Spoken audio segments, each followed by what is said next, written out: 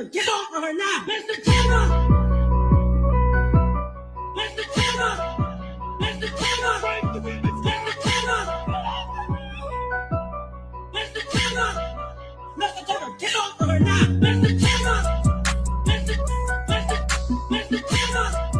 Mr. Tucker! Mr. Tucker! Mr. Tucker!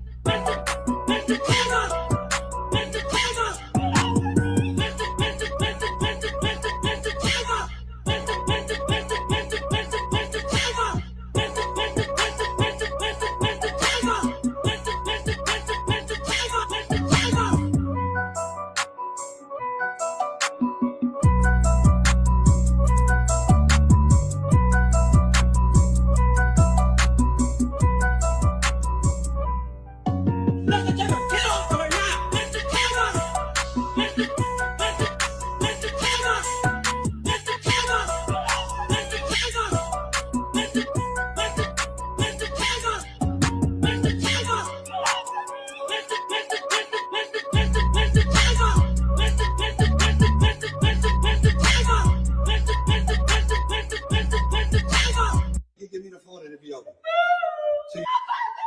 Mr. Tiger! And now another anti-ruckus rant brought to you by the community. Viewer and audio discretion is highly advised. The community wants to take the word and hold up hoes, whores, OF people, people who put out STD-named lip gloss, people who have slept with anybody and everybody at any time, people who talk about the AB clinic like they going to McDonald's, people who just say whatever comes to their mind, people who make songs about scamming, people who like people to pee on them, people who like to hang out with people that could be ABCD, but because they have enough money, it's okay. And then say that that's woman empowerment. So to be a whore is woman empowerment, and that's who runs the community. Y'all stand up for whores, and everybody's just supposed to go along with it. People like Tigger go along with it. Eddie Winslow, whatever his name is, allegedly goes along with it. And people are talking about white people are the problem. Colors, white people are not the problem. I don't care, say what you want, white people is not the problem with the community. It's the fact that black people listen to famous people with yellow hair, pink hair, blue hair, nose rings, eye rings, tongue rings, lip rings, cheek rings, throat rings, boob rings. That's the problem. Liberals, progressives, and Democrats, that's the problem. Unfortunately, it always comes back to political, because none of these people have subscribed would be a conservative person, even though black people are supposed to be conservative. And I still would like someone to answer the question. I know it's not a video that people are liking. That's okay. It's still there to watch. Which ancestor would come back today and say, thank you all for continuing my legacy? Which one? Name them. Which one? Name them. Will come back today and say, you guys are doing a great job. Thank you for continuing all my hard work. You're doing spades, child. Y'all are doing spades. So glad that I risked my life so that you all could become fucking whores. Whores don't run my fucking life. They do not run me or my community. And I don't hang out with motherfuckers that don't make any sense. Y'all can have that shit. Y'all can listen to caricature all the fuck you want to. Fuck that nigga. You can listen to that funky tether over there that's telling you to your face that Democrats ain't done shit for you, and then turn around and say, keep voting for them. And then you want to turn around and act like white people are your problem when you got all these niggas in your face lying to you, and you still believe them. And then you'll make some fucked up excuse because you fucked up and say, but black people do it too. But black people do it too. And yet black bitches always looking at white people for what the fuck it is that they do, and then turn around talking about racism. Make it make sense. I still ain't seen to where, child, what is her name? Blonde hair. Child, the ESPN ex-person, child. You know what I'm talking about. In the state of Pennsylvania, Politics can be very messy, pun intended. Today we embark on a new journey, not Jersey. That helps the state clean up its act. No more candidates that won't speak for people, talk shit, rant, and liked by the community. We need a beacon of hope to transform us into a new beginning, fixing corruption and whoredom that bleeds through our cities. A candidate that is a funky ass. A candidate that is reliable, trustworthy, loves the kids, and ain't a hoe. A candidate that really wants to fix this shit. That candidate is Messy Miss Shawn for Pennsylvania State Senator 2030.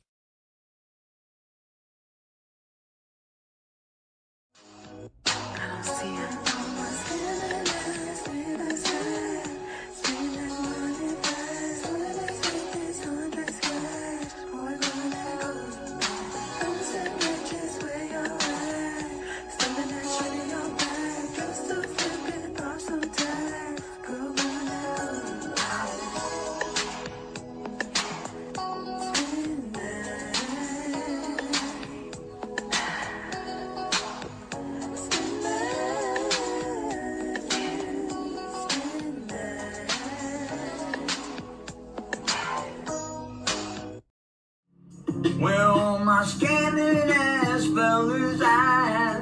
Spending that money fast, 20s, 50s, 100s cash. Boy, going that Goyard bag, boosting ladies where y'all at? Stuffing that shit in your bag, just to flip it, pop some tags. Girl, going that Goyard bag, spend that shit, spend that shit, spend that shit, baby, spend that shit. Spend that shit, spend that shit, spend that shit, baby, spend that shit. Woo! Just to let you niggas know, we don't need y'all.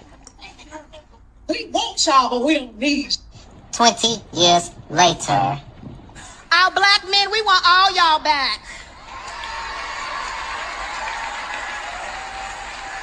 Because we love you, we see you, kings, and most importantly, we need you. And most importantly, we need you. And most importantly, we need you. Because Trump bad. Trump bad. Again! Because Trump bad. Trump bad. Going, you're being a racist! Racist! I'ma tell you.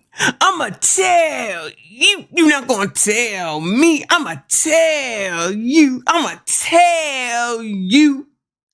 You heard what I said? Because I'ma tell you. You're not gonna tell me. I'ma tell you. You got more questions, but I tell you, if you have a problem figuring out whether you're for me or Trump, and you ain't black.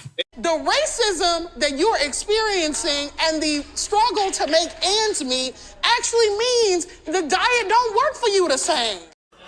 It is difficult. You don't go blind because you married. I see titties and booties every day. Huh?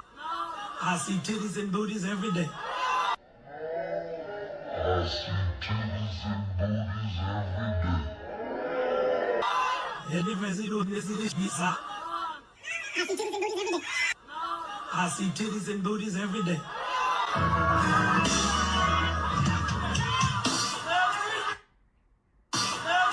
Brothers, y'all gonna leave me out here? I need the men to stand up and say amen. If you ain't said that, all sir. Let the church say amen. Titties and booties, titties and booties, titties and booties. I see titties and booties, titties and booties, titties and booties, titties and booties. I see titties and every day. Titties and booties, titties and booties, titties and booties. I see titties and booties, titties and booties, titties and booties, titties and Wait, the wing makes go. What kind of shit is that? booties, booties and titties and titties and booties, titties and titties and titties and every day. Booties and titties and titties and booties, booties and titties and titties and booties, booties and titties and titties and booties, booties and titties and titties and every day. Titties and booties, titties and booties, titties and booties, titties and booties, titties and booties, titties and booties, titties and booties, titties and booties, titties and booties, titties and booties. I need the men to stand up and say amen.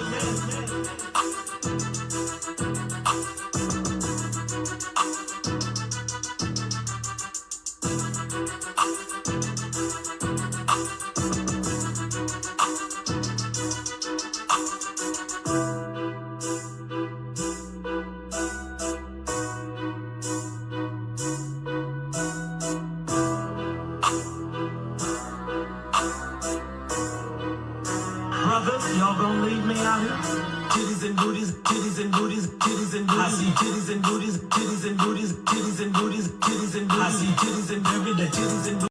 And that is it for us today. Okay, I don't know what, whatever it is, it's not right on the teleprompter. I don't know what that is. I've never seen that. Okay. I can't read it. There's no words on it. There's no words there. To play us out. What does that mean? To play us out. What is for credits? I don't know what that means. To play us out. What does that mean? To end the show? Yeah. All right, go. In 5, 4, 3. That's tomorrow, and that is it. In 5, 4, 3. That's tomorrow, and that is it for us today. And we will leave you with a. I can't do it. Okay. We'll do it live. Okay. We'll do it live. Fuck it. Do it live. I'll write it, and we'll do it live. Right. Fucking thing sucks. In 5, 4, 3. That's tomorrow, and that is it for us today. I'm Bill O'Reilly. Thanks again for watching. We'll leave you with Sting and a cut off his new album. Take it away.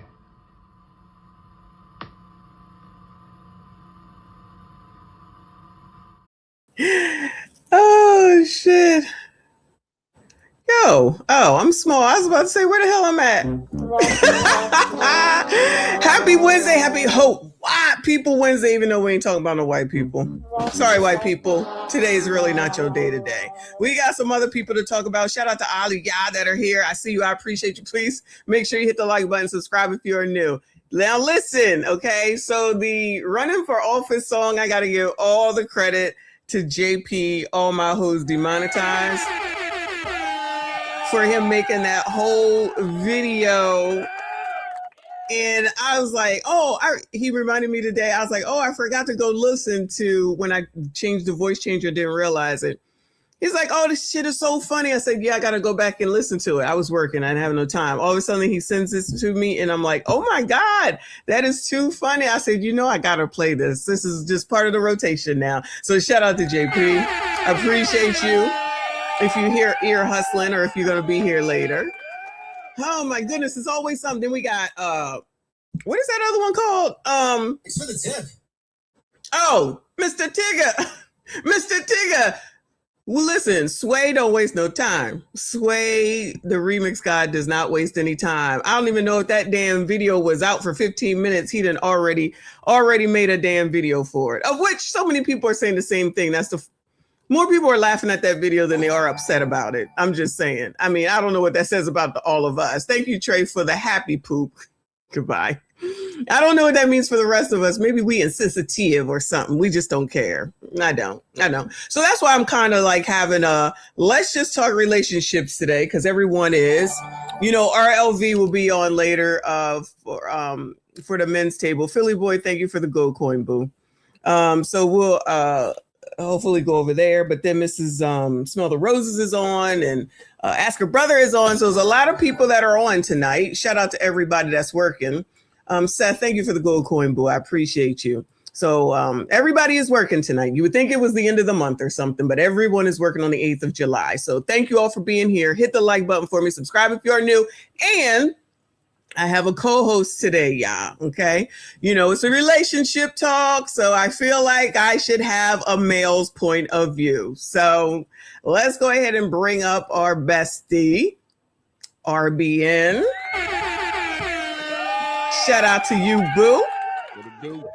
Let me see. I think I like this one. Yeah. What's going on with you? Shit. Well, thank you for coming up for this show.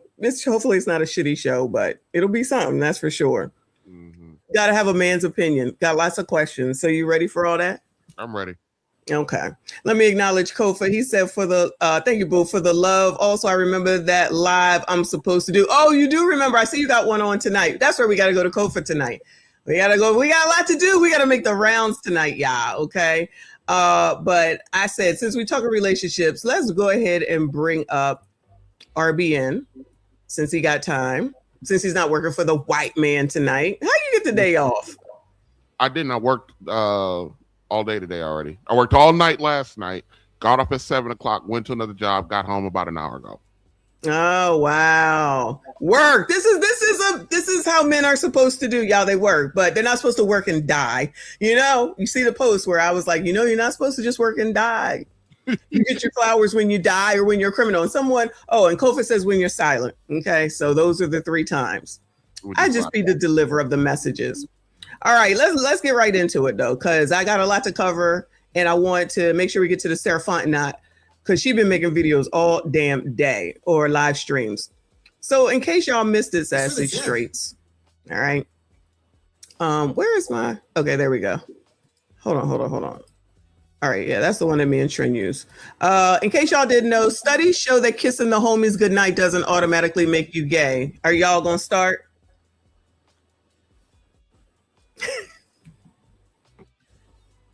I guess not. No. I can't. I'm not. No.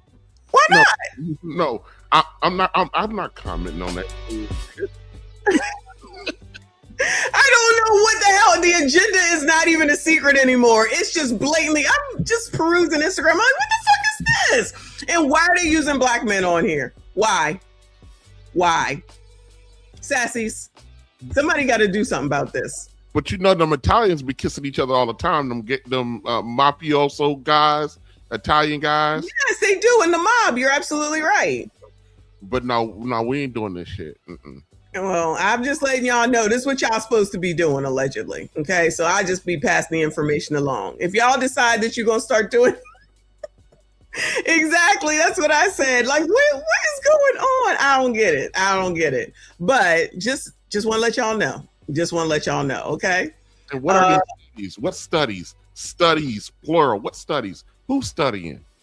Let me see if it says anything. Oh wow. Internet loves a joke about kissing the homies goodnight. Behind the meme is an interesting discussion about friendship, masculinity, and human behavior.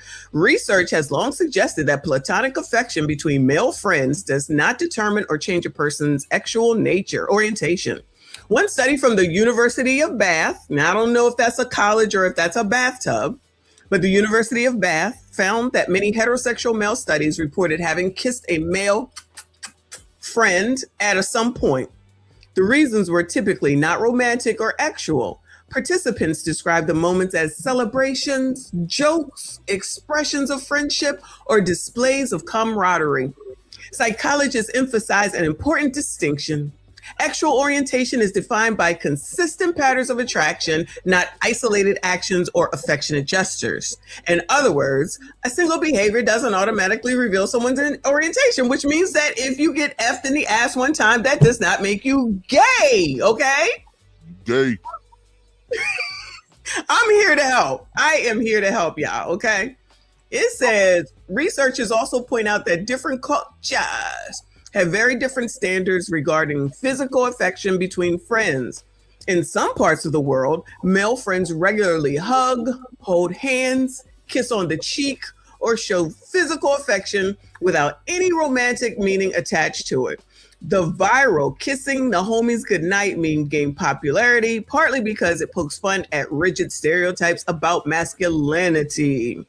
It highlights the idea that friendship and affection don't always need to fit traditional expectations. Many psychologists argue that healthy non-actual affection between friends can provide important benefits, including social connection, emotional support, stronger friendships. The broader takeaway is simple. Affection and attraction are not the same thing. And showing care for a friend doesn't automatically mean anything beyond friendships. Okay. So do you think society has become more accepting of emotional closeness between male friends? Michonne, listen, we can stop right here. This university is a gay university, 1 hour outside of London. Oh my God. Oh my God. University of Bath. The University of Bath is famous for, it's his historical lineage in Roman bathhouses. Those are for the gay soldiers in the Roman army. So wow, that's where this is coming from. Well, if they're over there in London, the hell they putting black men on here for? There you go. Wow, how disrespectful. We are globally attacked. Yes, that's what that is. I'm not saying that there aren't Black Englanders, whatever they're called, but for the most part, you don't be thinking of England, think of Black people at all. They could have put Prince Charles up there. This some white boy shit. I bet you some Black woman put this post up. They saw this shit. Yo, it might be. It says hose. Hose. Look, the agenda is everywhere, y'all. The person is hose T problems. Hose T's problems. It sounds like a woman. It sounds female. I agree with you. Yep. Wow. Probably didn't even use one, but you look it up and then that's what you think, and they just probably use this right here. Man. We bring in the studio this morning one of the gay rights activists, Mr. Should I call you Mr? Hepe Julian Onzima. Thank you for coming in. Thank you for Good morning. Morning to you. Why are you gay? Hey, yo, what the fuck? Why are you gay? Yes. And the fact that that's a woman makes it even funnier. But this is not funny. But child, this is crazy. It's like in your face now. Shout out to Kofa. He thank you, boo. He said, Mr. Messi for the next live stream. Yeah, that's not gonna happen. But good try. We'll see when I can fit him in. But it will not be a nighttime live stream. I don't want to hear his complaining. Thank you though, boo. Thank you, Reaper. He said gay in every universe, Riley voice. That's gay granddad. I bet a woman wrote it.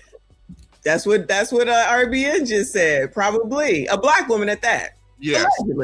Allegedly. Or Tyler Perry. Tyler Perry. Yeah. Don't let me play his video. You know I got a video of him too. Oh no. The Beyonce remake. Oh Lord. Shout out to Kev G for the Cash App. He said we're not cool with Backdoria University. Shout out to you. I appreciate you. I'm with y'all. I don't get it. Shout out to Mona D. I see you, boo. Shout out to you. All right. I just gotta make sure I keep y'all in the know. Don't say that I don't let y'all be knowing nothing. All right. So moving on to the biatches. All right. So angry Black woman is not a thing, y'all. It is not a thing. But over here on Twa Hair Beauty, it says young women are facing a female angriness epidemic per study. People in all these studies, did it come from the study of Bath? They're the most unhappy and pessimistic group and view the world negatively, blaming men for their unhappiness. Is this breaking news? This is Young Miami down here. Who's the other two girls? Anybody know? Bueller? I don't know none of them motherfuckers. It says, according to the New Statesman exclusive investigation and polling by Merlin Strategy, an epidemic of despair is spreading among Gen Z women. And the funny part is that I am in the middle of making more I Hate Generation X videos from Generation Z, because they say that we got the problem. And now there's a daggone study that says that these people they're unhappy, and they view the world as negative. So I'm going to just put this right on in there with my videos. This is right on time. It says these young women are more progressive than any demographic, yet they're also the most unhappy and hopeless. Only 50% of women under 30 view men positively, compared to 72% of men who view women positively. Young women are 26 percentage points less likely than young men to feel positively about capitalism and far more pessimistic about out-earning their parents. Oh, that's why they mad. Why would people be interested in out-earning their parents? I'm so confused. Of all things to be worried about, get married. The most devastating part is that educated, privileged women are experiencing the deepest crisis. These aren't struggling women. They're lawyers, consultants, strategists, yet they're the ones most convinced society has abandoned them. They can't afford homes. They don't want children because motherhood means erasing themselves. They feel trapped choosing between subjugation to a man or subjugation to the system. The internet has radicalized them into believing revolution matters more than their own lives. Wow. A woman wrote this. It looked like she Black. TWA Hair Beauty. Gotta be Black. I know what you're gonna say. What did you say? Why are you so pissed?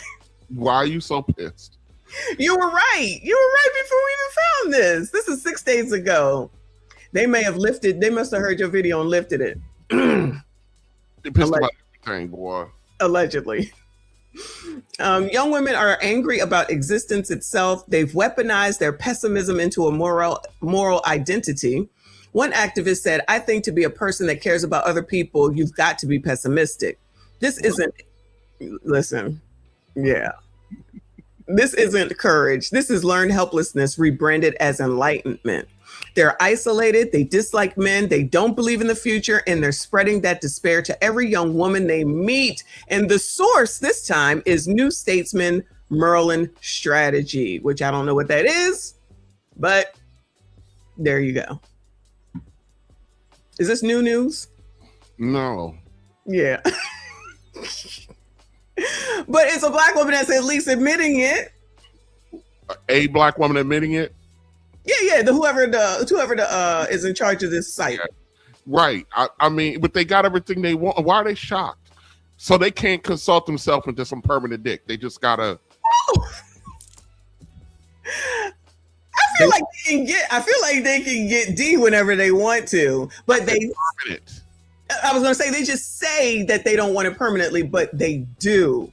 They be lying to themselves. They want their male counterpart, but they work with their male counterparts, and it never clues in on them exactly why their male counterparts don't want them, nor do they pay attention to who their male counterparts actually choose. You know, and they convince themselves, because they stay in the echo chamber with each other, that it's the reason why is because I'm so don't nobody give a damn about how independent you are. Men care about how you treat them and how you show up for them and how you represent them, and they're not trying to come home and fight another dude. Right. Agree. So I'm listening to y'all. I agree. This is what y'all say. I don't know, with all this talk they be doing on the internet, what they be paying attention to, because clearly it ain't y'all. Oh yeah, it's Meg Thee Stallion and Koresha, Young Miami, and Sexy Red. That's who they'd rather pay attention to. Go ahead. The other issue is, Michonne, is that when they're talking about like these women on this level, it's such a small percentage of women who are actually on that economic level. You know what I mean? Mm-hmm. But they talk about it as if it's the overwhelming majority of Black women. Correct. Most Black women are broke as all hell. They living on less than 50 a year. They barely clip 40 in most cases. But they're talking like all of these women are making so much money, more money, and the guys are not. Mm-hmm. It's just crazy. So in other words, everybody's poor based off of what they say.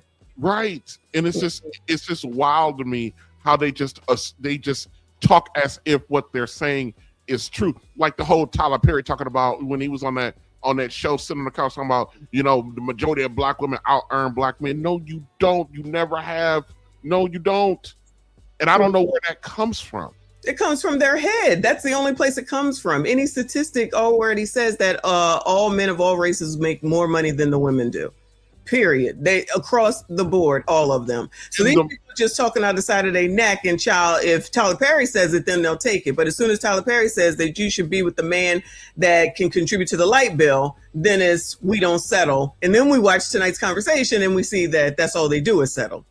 But right, and talking about contribute to the light bill, she's contributing to the light bill. No. They said Tyler said if they made all the money, then what's wrong with a man contributing to the light bill? I understand what he's saying, but I'm saying even in that statement, there's falsities in that statement. Mm-hmm. It's not coming in and just contributing to the light bill.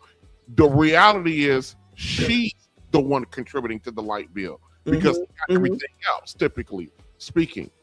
Yes. Everything else. If you take my base pay, just my base pay, I'm an average earning brother. The fact of the matter is I earn more because I work more. And that's how it goes. That's how it works. Gen Z don't understand that. That's why they're so lazy. And now they're pessimistic and all that other stuff that the other article just said. And then all these other women, just because they went to college, they just think that they can just talk with bravado and then that's going to force someone to believe what they're saying. And it's like, y'all just look crazy because all you got to do is Google it, Chat GPT it, Gemini it, and anything else. That's it. Michonne, I work with some of the dumbest smart women I've ever met in my life. And I work in the medical field. These are some idiots that I work with. No common sense, Nothing. And an ego bigger than a city, which always gets them in trouble. Wow. Yeah, you do got some people working over there. I'm gonna just leave it at that. Shout out to Reaper. He said it will never ever be enough. I don't disagree with you, boo. I do not disagree with you. Speaking of mothers, MFers. Oh, so I just listen, get ready, okay? I just found this while perusing.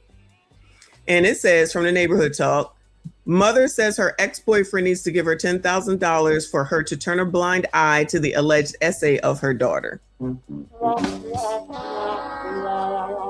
This is great. This is a great look. This is a great look. Holy. We got screenshots on John, and I want to tell y'all, screen record this. Is this camera on? Is this camera on? Is this AI? Is it ChatGPT? Y'all, I done finally told the truth. I done finally told the truth about what John did to her. I'm going to go live in a little minute. I'm going to let her tell y'all out her own mouth. Bitch, you going to jail. We going to the detective in the morning. She finally came out and told the truth, bitch. You going to jail, ho. You're going to jail. John, your charges are ready. We called him and tried to get him to send the money, right? And bitch, the only reason I let your bitch ass come to my household is because we was trying to get your ass locked up, bitch, but your ass got up out of there real quick, bitch. You was only at my house 30 minutes. Bitch, you left before the police could get you, ho. But don't worry, you know, he got y'all fooled, y'all. He had y'all thinking that, you know what I'm saying, oh, she let me come back around because she trusted me with the kids. Nah, bitch, that was a setup. But I got audio. I recorded every phone conversation. We recorded your phone conversation, so we got the messages from Autumn. Autumn finally came to me while I was in jail. She finally came to me while I was in jail and told me what you did, sick, nasty ass bitch. She told me what you did to her in that basement, ho. But don't worry, when I get home, we gonna let the story come out then, y'all. Just wait, I guess y'all. I guess I don't even want to talk about it right now. I'm gonna let my baby tell y'all, bitch, you going to jail, ho. You now we can get the charges rolling, bitch. You finna be a registered sex offender, ho. I ain't got nothing else to say. I don't got shit else to say. I don't got shit else to say, ho. You're going to jail.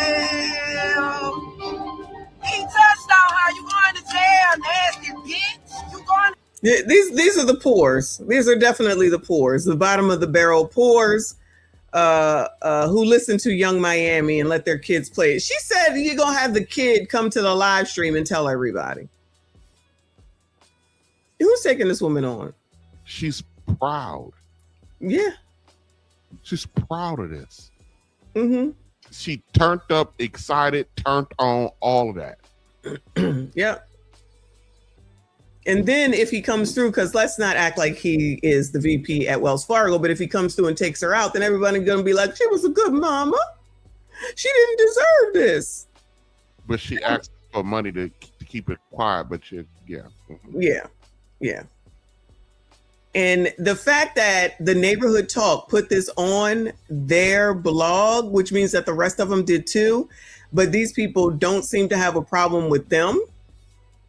It just is amazing to me, because they're the ones where I found the most of the shit that I find is from these damn blogs. No one seems to have a problem while they grow millions and millions of followers a day, or thousands of followers a day. And they're recently doing this baddie show, which all it is a bunch of black women fighting. That's all that show is. And that's how they get popular. And no one seems to have a problem with it, which is what just boggles the mind. Image. Somebody give a damn about no image? Clearly, but that also is a problem as to why you dumb bitches, because I know you listening, can't get a relationship. This is the image of dumb shit like this, and it gets perpetuated by these damn blog sites. But you think that I'm the problem? They have millions of followers. I have 44,000. And 44,000 people don't watch. So who's the real problem at the end of the day? With her McRib wrap on her lap in a bonnet. but those nails are done, and I'm sure there's a good weave under there too, or whatever. Low class. No, that's classy. Right. This is somebody raising someone. This is one that would sing that boosting song and go boost something. This is who it would influence, someone like this. So Black women, when you carry on, just know that this is the image. And yes, I'm Black too. But when I say you got to be mindful of it, you want to give me a hard time calling me a white supremacist. And what's this? A ghetto supremacist? Like, what is it? Disgusting, selling her daughter. About to get her daughter to get on here and start talking about an alleged assault by her boyfriend, mind you. And yes, while she was in jail. And apparently left her daughter with some strange dude that's not her father while she was in jail. But who's the bum? Exactly. Same old ish, different biatch. Exactly. She's such a lady. But wait, there's more. No, wait, there's more. So I don't know who these people, another blog, mind you. Now, this is an ABCD blog, but blog nonetheless. Lex P and Drea Nicole, I don't know who these people are. Maybe y'all do. Speak on double stands after Daphne Joy's tape. So these people are still talking about Daphne Joy. So who's bringing attention to Daphne Joy? Because I didn't forgot about her. Were y'all thinking about her? It says I had to look her up. I didn't know who she was. Who, Lex P or Daphne Joy? Joy. Oh, so 50 Cent's baby mom, and that's the girl that had the sex takeout like a few weeks ago with Diddy. With Diddy, yeah. Mm-hmm. Yeah, I had to go look her up. I don't know these people. Yeah, exactly. I work. That, and this is so unimportant. However, this is still yet again image, and it's usually Black women, and I don't understand why these Black women don't see this. I just don't understand how they see it. And then they're always talking about, but as a Black woman, well, maybe because you allow shit like this, which I think you talked about the other day. If it wasn't you, it's somebody else talking about other races won't allow their worst to be glorified. They keep them under the damn trash can. Well, Michonne, the issue with us is the worst of us have out-reproduced the best of us. Yeah, I've heard that. Yeah. I've heard that. Katanya is asking about Ashley. She's buried. It's a self-deletion and it's over. Parents got the money. The boyfriend said he didn't do it and he loved her and it's over. And they've moved on.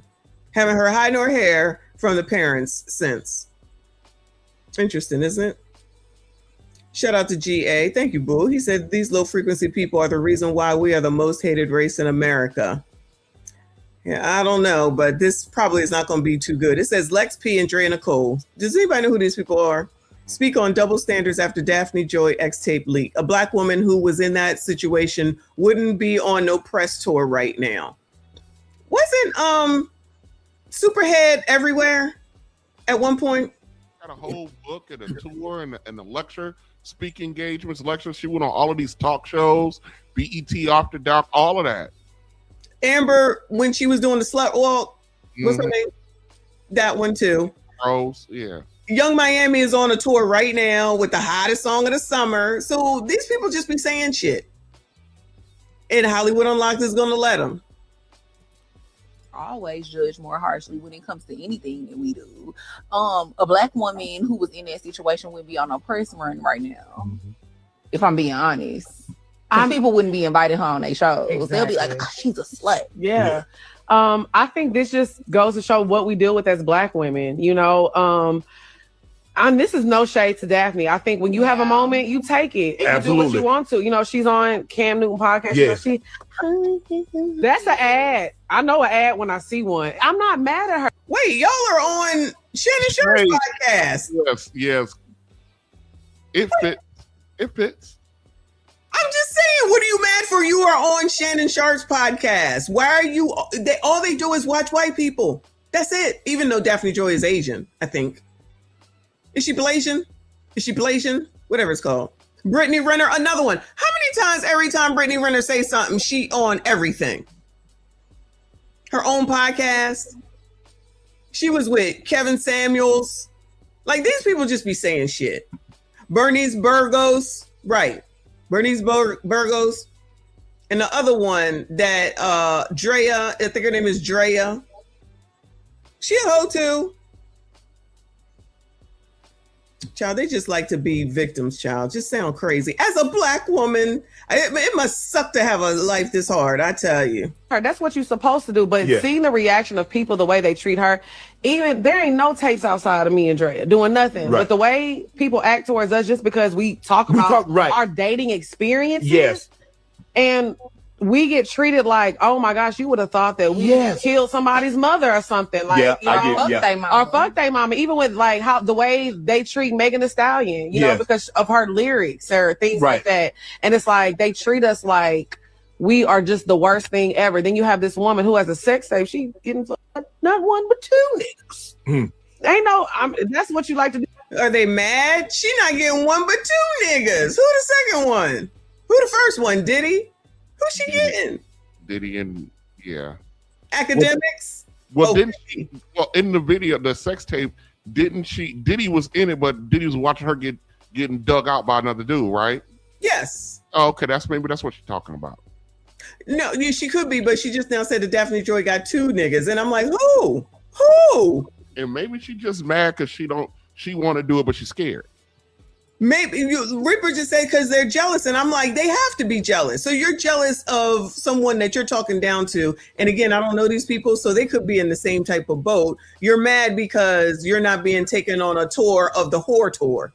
All these people we didn't name, but it's always as a black woman, we're not like the whores that we are for everyone to talk to. That's what I'm hearing. What does that mean as a black woman? What does that mean? It means nothing because it means nothing. It's to try to drag all of us in. They can keep it. I ain't got nothing to do with that. These are the most miserable people. As a black, that's supposed to mean something or have a special place. I don't know. To no one, because no one cares. Yeah. That actually probably makes it worse. And the other one, Wheezy from Horrible Decisions, I think it's called. She on Ace Metaphor. So clearly whoredom does work. They clearly just don't know how to do it right. So let's just say as a black woman, because black women are allegedly put upon in every single aspect of life when something goes wrong, but have no problem with taking credit when anything ever goes right. And do they get pissed when it goes right too, by the way? Possibly, but they like to brag when it goes right. Let's not forget that part. Like if something positive happens to y'all, it's because they helped you with your business, gave you the money. But when it's something that they clearly have something to do with, like that heifer on that last video with that kid, I don't hear nobody saying nothing. I'm going to say as a black woman, I'm just tired of the bottom feeders feeding and being showcased on these damn blogs and whatnot. That's what I'm tired of. Shout out to Slim Daddy. He said, we are seeing the making of a modern day underclass of untouchables. They're only aware of group esteem when they're prevented from doing something. That is true. That's crazy. This is ridiculous. Mike Love says, because they do the same thing but haven't become famous. That could be it. You get to be on Shannon Sharp's podcast. That sounds about right. What more do you need? Child, I don't know. It doesn't seem like they appreciate their fellow whores, in my opinion. But anyway, you ready for some tonight's conversation? Oh yeah, my favorite. I was gonna say, I'm surprised you haven't sent me any lately. We'll let the whores help. This is through this girl IGTV. Does a woman's success threaten a man? Oh. Yes. Oh my God. Together, let's watch this video together and we'll talk about it at the end of the video. I don't think I got it. Yeah. Why does some men say they love a woman for her strength and independence, but still feel threatened when she stops shrinking herself to keep the relationship comfortable? What? That's really good. Shrinking her. When she stops shrinking herself? Oh, I thought she said drinking herself. I didn't understand. She's shrinking herself so that he can look better, even though she's better. Oh, Lord. So absolutely. I think a relationship takes two people, right? two people come together, the two become one flesh, right? And I think it's a compromise, being able to understand who that man is, what that man may need, and then vice versa. I think a lot of times when we think we're shrinking, we're actually shedding. Like there's a part of you that actually dies when you get in a relationship. And if you get married, damn, there's a part of y'all that die when you get in a Who is this person? Anybody know this man? So now when you get in a relationship, a part of you dies. I don't believe that in any way, shape, or form. You heard that before? I wonder if some of these guys got to go through like an 8-week ACE metaphor training program before they can come on tonight's conversation. 8 weeks of training on how to talk to these women when they ask questions. Because he sounds like Ace. He sound crazy for sure. They all do. These dudes come up there and they all, not a contradictory statement amongst the guys for the most part. Mm-hmm. Trill every now and again, even Trill, he tiptoes and don't go like we seen him go. You know what I mean? I guess Ace must put their ass through boot camp. He must. This does sound crazy, but he's pandering to her for sure. You lose a part of yourself. A part of you dies. You die. Yeah. It even dies even more. And I hear women a lot of times, they say, well, when I got married, I lost myself. And I hear men, they come to me all the time, and we're coaching men. Bro, I feel like I just lost myself. And I'm like, good. You're supposed to lose yourself. We got to die to ourselves. So I think a lot of times it hurts when we have to shed that dead skin that no longer serves us anymore. And it feels really, really uncomfortable when you're developing to be that the new person that you're trying to be. Full transparency. I hated it when I had to not be Pretty Willie no more.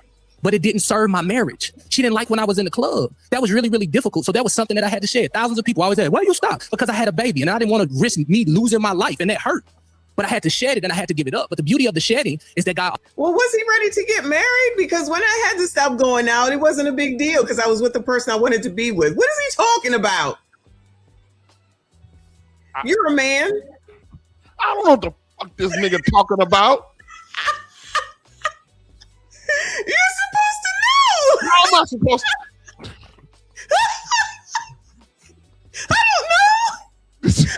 Black man to black man.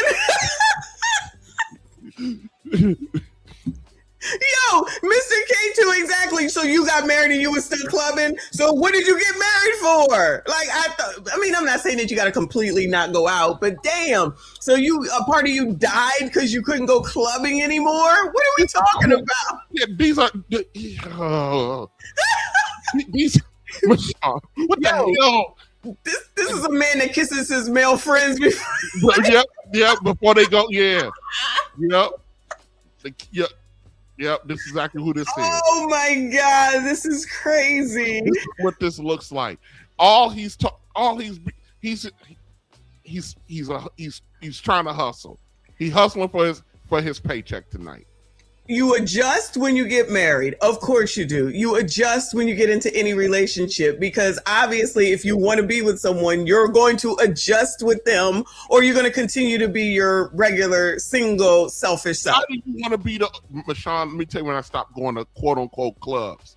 I was 28 years old and I'm out at a club. Mm-hmm. And I ended up going to the bar. It was in the back of the club. And then I'm sitting there waiting on my, I ordered a drink. Well, I don't drink, but I ordered my drink, but it's not an alcoholic drink. And I'm sitting there waiting on it, and I'm looking. Then I did the one thing that I hate when I do. I start looking. Mm-hmm. And I started looking at the people in the room. Mm-hmm. And I go, when did I become the old nigga in the spot? That day. Everything in there looked like a kid to me. I'm like, and I'm in my late 20s. I was like, oh no, you know what I mean? And I never went back to a club. That didn't mean I stopped going out. I understood that it was time for me to go from club to lounges. Right. You understand what I'm saying? Wait, but were you married then or about to get married? I was probably a year before my marriage happened. Okay, so then that kind of makes sense. But I guess you probably noticed that it's time to grow up a little bit. That's what you're saying. I don't know. I just knew I was the old dude, and it was a little creepy, and I didn't want to be that dude at the 20-something-year-old spot. But did you die on the inside? No, I did not die. I just took my big old ass where I was supposed to be, which when I started going to lounges, then again, I became the young dude in the room. There you go. So I stopped going when I had stopped going for a while.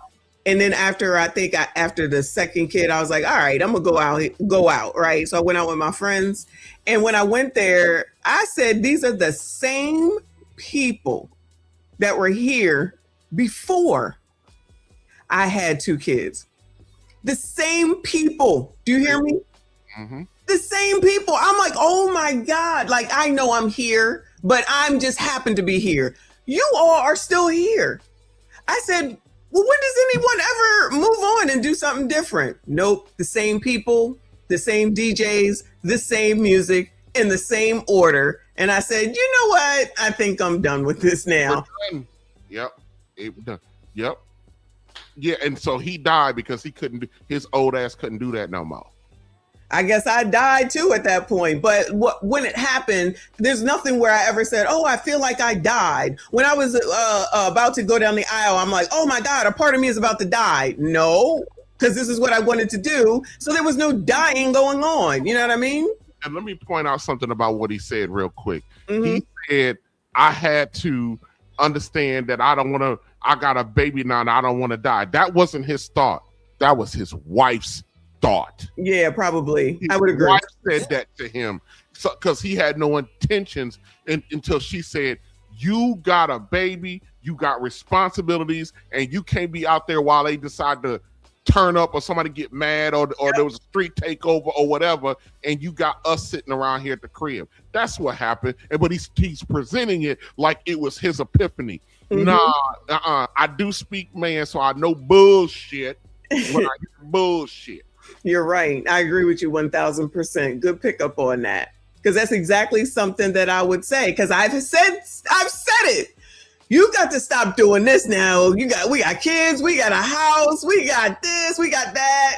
I've said the same thing. You're absolutely right. My buddy, he used to do, all through high school, college, the one guy that's my lifelong buddy.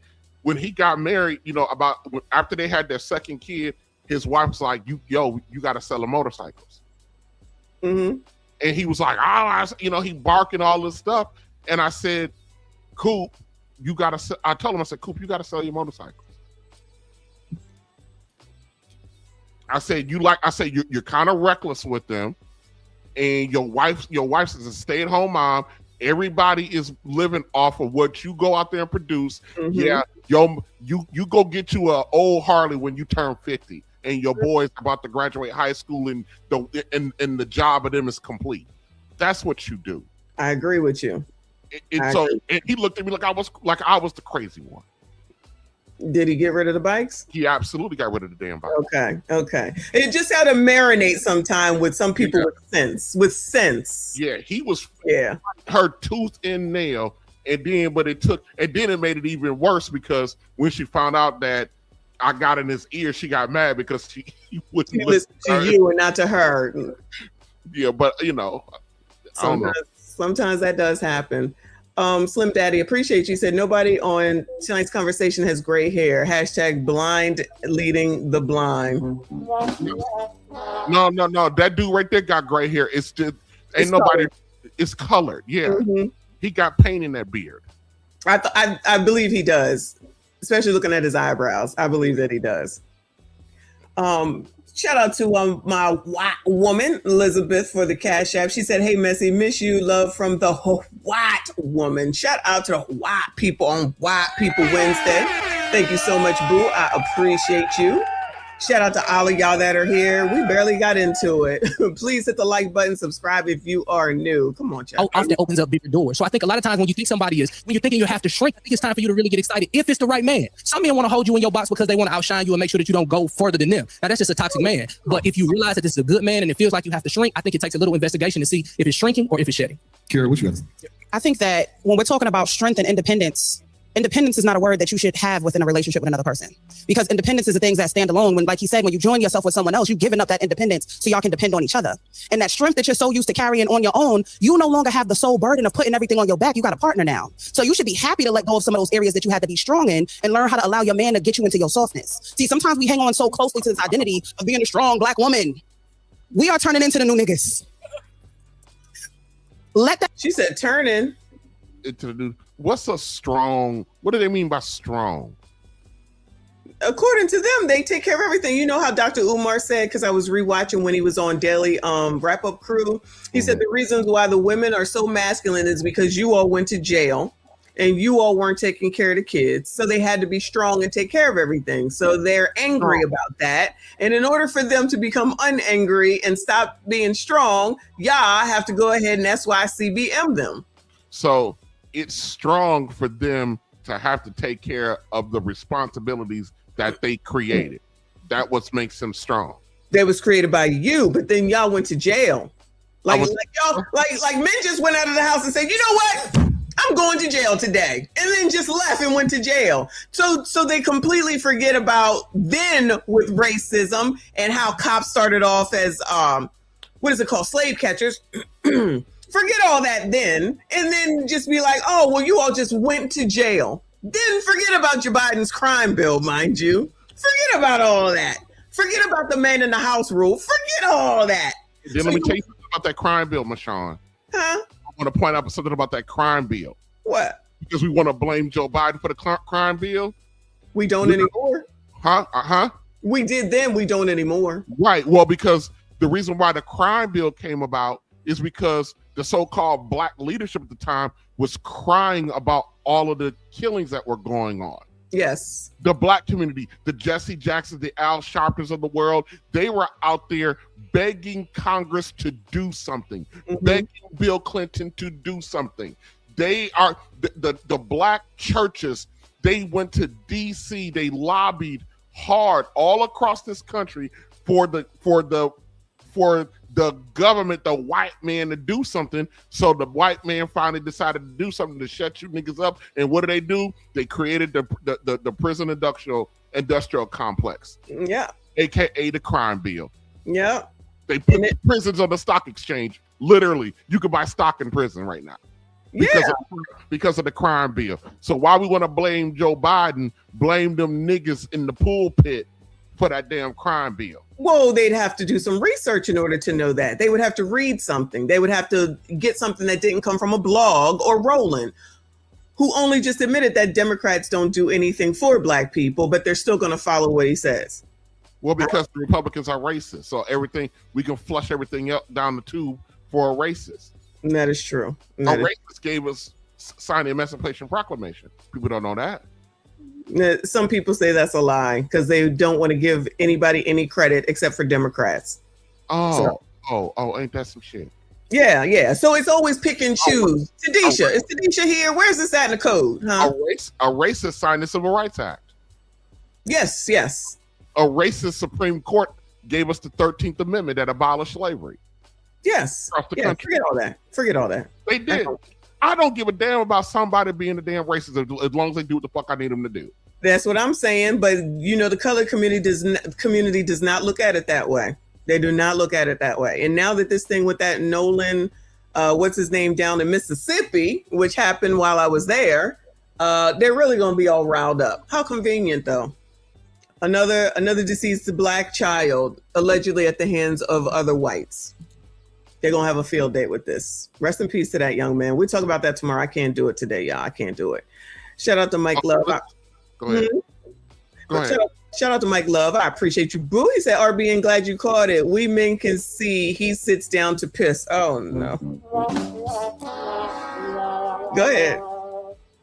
No, I just want to hear more what the strong black woman who's dying got to say, who didn't die in her relationship.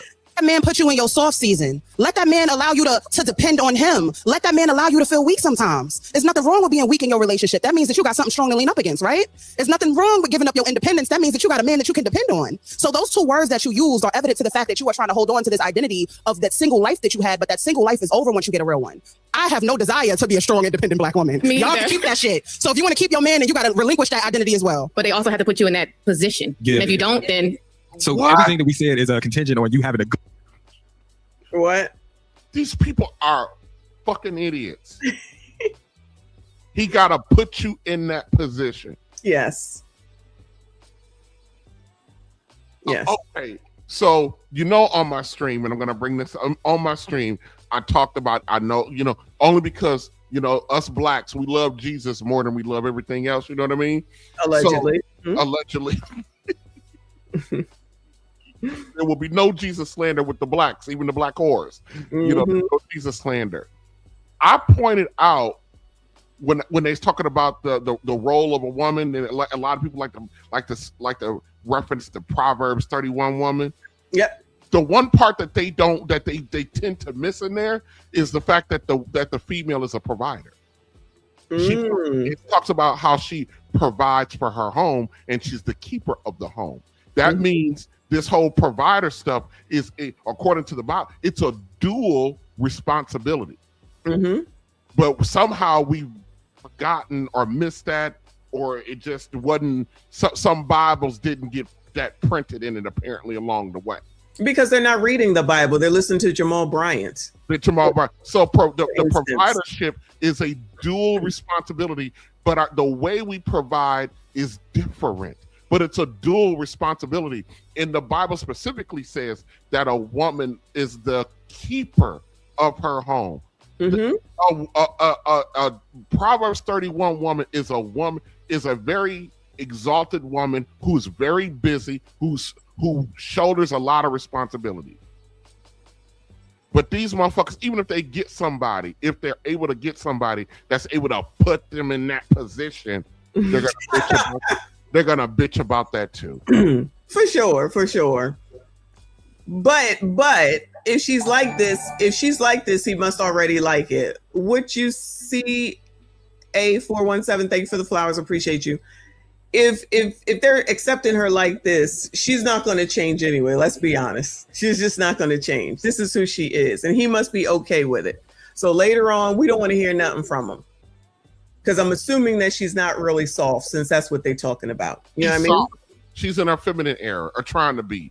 I guess. But so you should be talking about that to him, not these bozos. Why would they do that? Now, why would they do that? Why would they go talk to him? I don't know. It's just a man.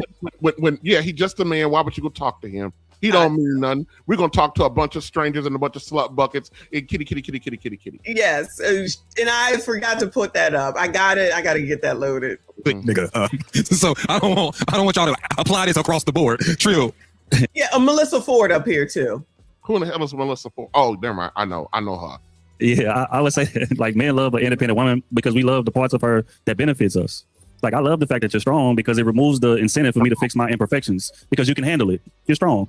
I love the fact that you make great money, right? Because now I don't have to work as hard to sustain this lifestyle. Like, I can damn near slack off because I know you're going to step up and goddamn contribute in places that I'm falling short. But when it comes to you questioning my leadership or questioning my decision making and forcing me to look in that mirror and question, damn, am I really the man that I think I am? I think that right there is like jarring for men. So again, the reason we love that woman is because of how much y'all take off our plate, regardless of how unhealthy. But on the opposite end, we hate that woman just as much because it forces us to look in the mirror and question whether or not we're the man that we think we are. Contextual question. When you are asking this question, are you thinking in relations to a healthy relationship, or are you talking about a man that was kind of insecure? I think it was more so a man who was insecure. I know it was a man who was insecure. Okay, now, do you believe it was because you did better? Of course. You know, first of all, fuck you, Trill. I just have to sit there and listen to 30 seconds of Trill telling me how, yeah, we like you strong, so I ain't got to do no work. Right, that sounds crazy. Thank you, Katanya. Lazy bum, we all lazy bums. We're all lazy bums looking for mommy, looking for some woman to fleece and take on our responsibility. We just want to be a girl. We just want to be at home and be a girl, and we want you to be strong so I can go home and be a girl. Mm-hmm. Yeah, and those statements are the ones where women can say men are the new women based off of stuff like that. And Trill is you know, being sarcastic as he want to be. I'm no longer, I'm on the full fuck you Trill train. I'm telling you, Ace is putting these niggas through boot camp. He might be. No money, nigga. This is how you got to talk. These are question like this come up. This is what you say. He might be making these niggas memorize lines. He might, because he definitely pay them, and allegedly they're being paid very well. So it makes sense to keep getting paid to follow the direction of the manager, right? Yeah, let me tell you something, Michonne. I've told managers this. I've said it on YouTube. I'll tell anybody, and I mean this shit. My soul and my integrity is not for sale. Agree. Same. Period. Ain't no job. I told the manager, before they, clip me, long before they clip me. Mm-hmm. I say, you want something for me that you can't have. You want my integrity and you want my pride, and you can't have that. Mm-hmm. It ain't for me to give it to you. I'm with you. I agree. You got a problem with that. I said, you got a problem with that? Go see a damn therapist, lady. They hated how I talk. I don't talk like that all the time, but when I understand that it's a useless, futile process, and that it's only a matter of time before I get up out of there, I'm done. I'm done. Yeah. I'm done playing the political game. That's why I can no longer be in management anymore. I can't climb the corporate no more. That's why I didn't either, because I can't be kissing nobody's ass. I'm not playing those games. I spent the last almost 15 years in a very high position in the state of Missouri. Mm-hmm. And I just, when we got this, the governor we got now, I call him Governor Dipshit. And I fucking called him that to his face in the meeting. And I was like, oh, Lord.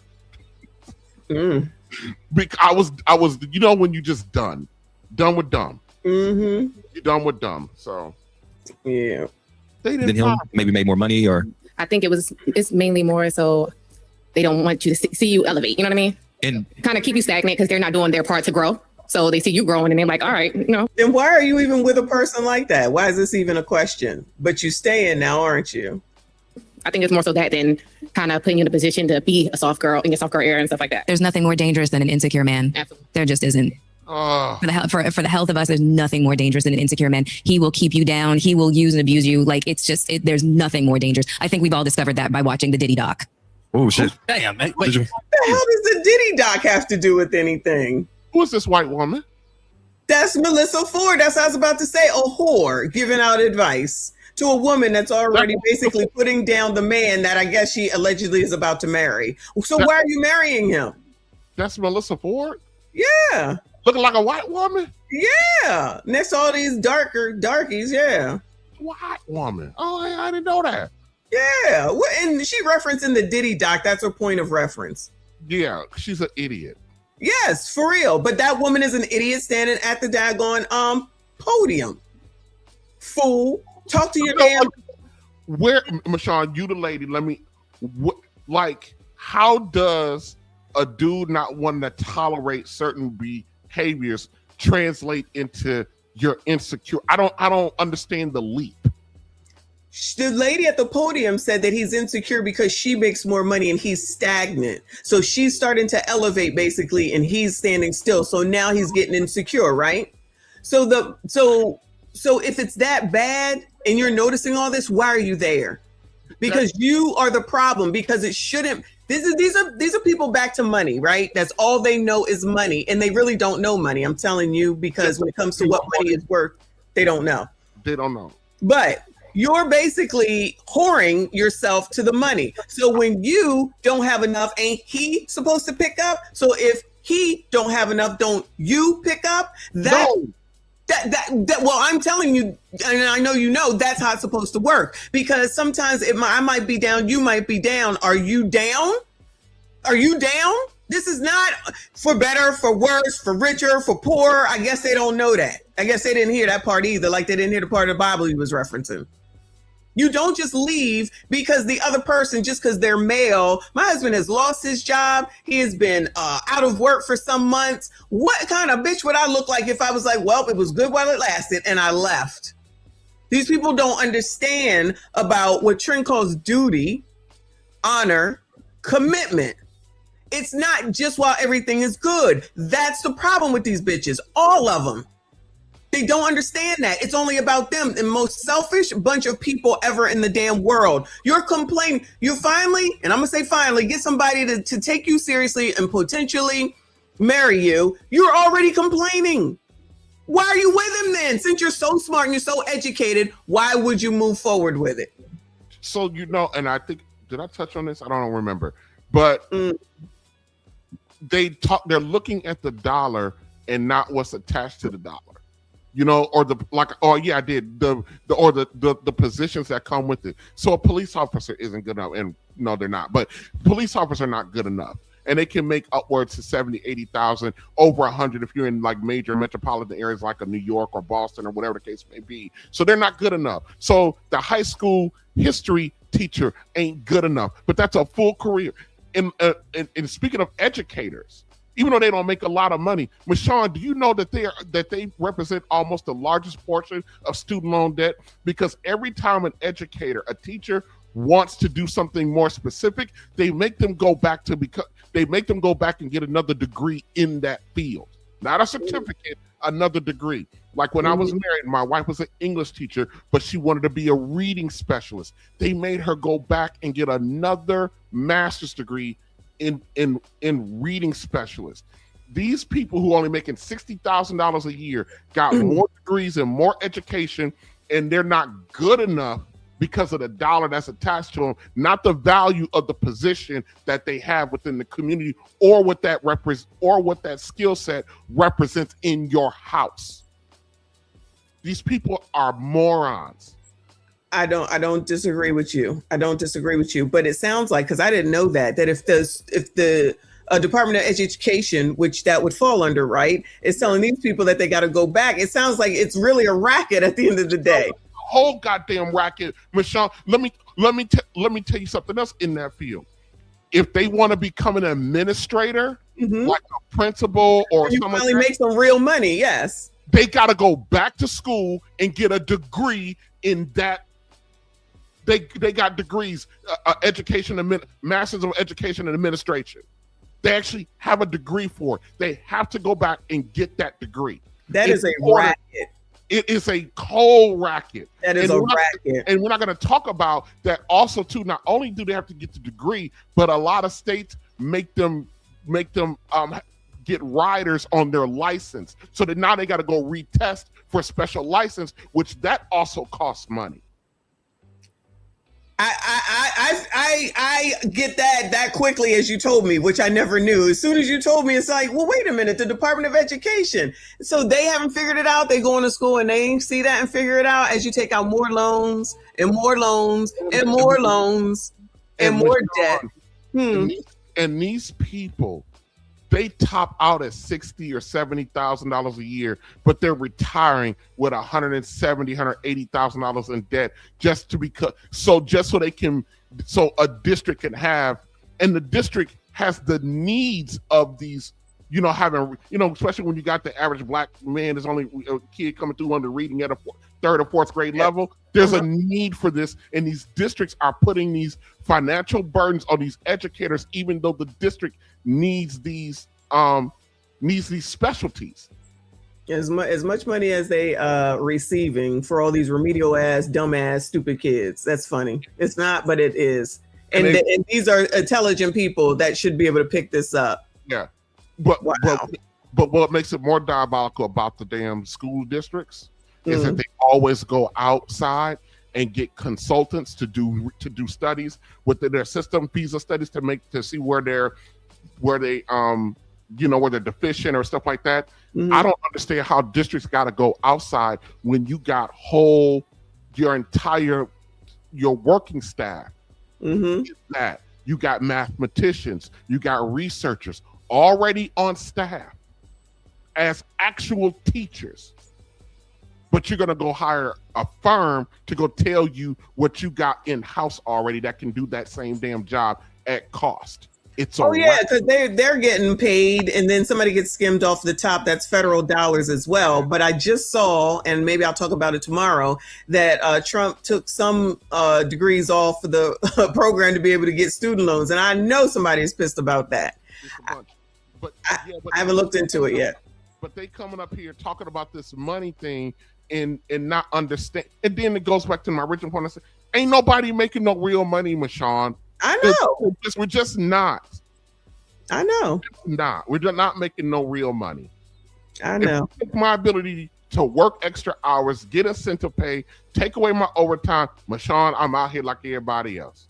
That's what I'm saying. And I agree with you. Because, there's some things that we got going on that if we didn't have it, we would have some issues too, which is why when these people talking about what you think, no, you think. I know what my situation is. You think my situation is something different. We all got issues. It's a matter of what are you going to do to resolve it and get through it? Or are you just going to come out here and whine and complain?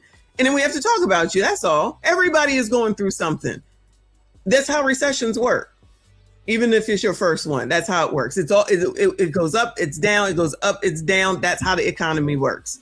So that means you spend less. But see, that doesn't seem to translate. But I digress. Let's finish this mess. Wow. Okay. The diddler. Anywho, but honey, listen. I just want to tell you this. You are so in the best season of your life. I just want you to pay attention to the hand of God that just happened with you. When you spoke, we spoke of a man that you deserve, because that is the spirit that you have. Like, we didn't talk about, we couldn't even, like, for you, we can't even imagine a man who would want to see you grow. So why do you imagine it? Oh, I didn't. I walked away. There we go. And I'm ready. So now you heal it. Oh, well, good for her. She walked away. Good for you. You walked away. And you came up here so they can validate you walking away. But yet they talking about the propaganda. We want to see black people do good. But every damn show that you got, you telling people to walk away. But she did walk away. But here's the real question, RBN. Then if you walked away and you knew you did the right thing, why the hell did you come up here and ask this daggone question? She knows she didn't do the right thing. Right. Because you're full of shit. And these are the people, like you just said, that's going to validate what you did. And so you can get up here and talk about another man that wasn't shit. He ain't got no money, and you don't want to go ahead and deal with nobody like that. That's what I hear. Yes, and for some damn attention, for sure. All right, I'm done with it. Let's go to Sarah, because child, I got another tonight's conversation later though. Is this the one I wanted? Oh, she cute. Yeah, let's do this one. She about to be on Ask a Brother next week, if I'm not mistaken. She just got this hair did.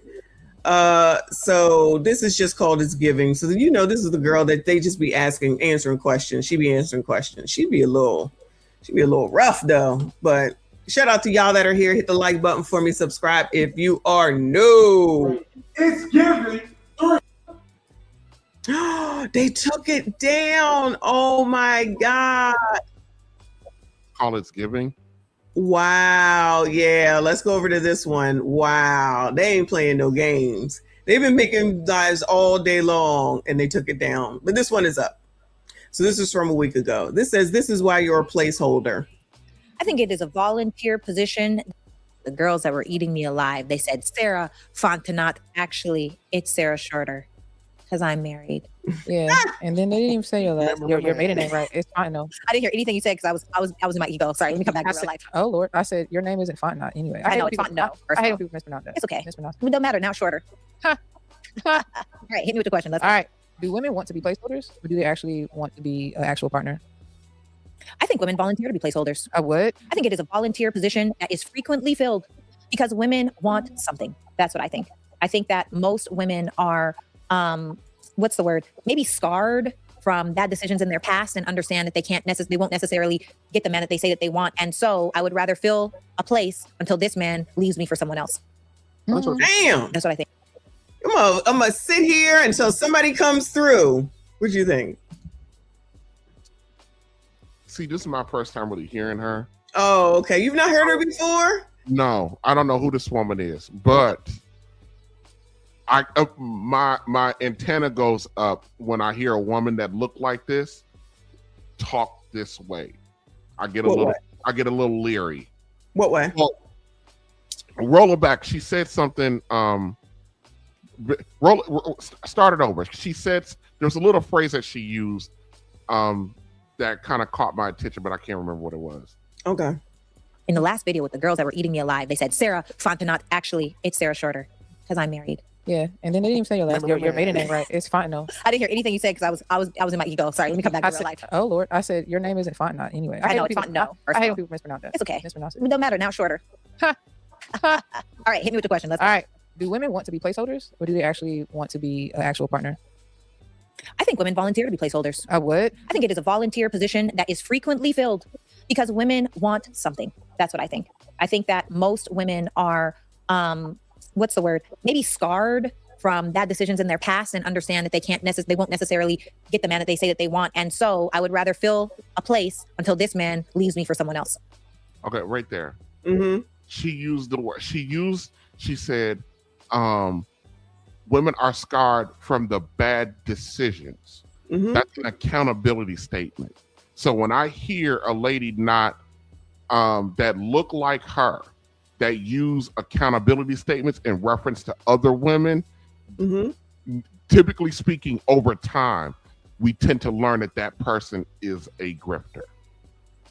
That she's pandering to the guy. Because normally when they say, you know, when they talk about a woman being scarred by men, they never use the word self-decision, their decision, the choice that they made. They don't use those terms to talk about it. They just sit there and just say, you know, a woman is scarred because of all of the men that has come into her life, and not whatever that man has not done or did to them. There's nothing that usually reference back to the fact that that was a decision that that woman made. And when I hear women who look like this talk like that, even though it sounds good to me, even though it sounds correct to me, my antenna goes up because it doesn't fit.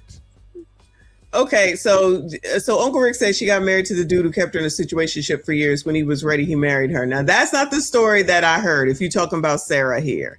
And she is about to be on Ask a Brother, think Friday. But, so she did just get married, which is what she was just talking about a second ago.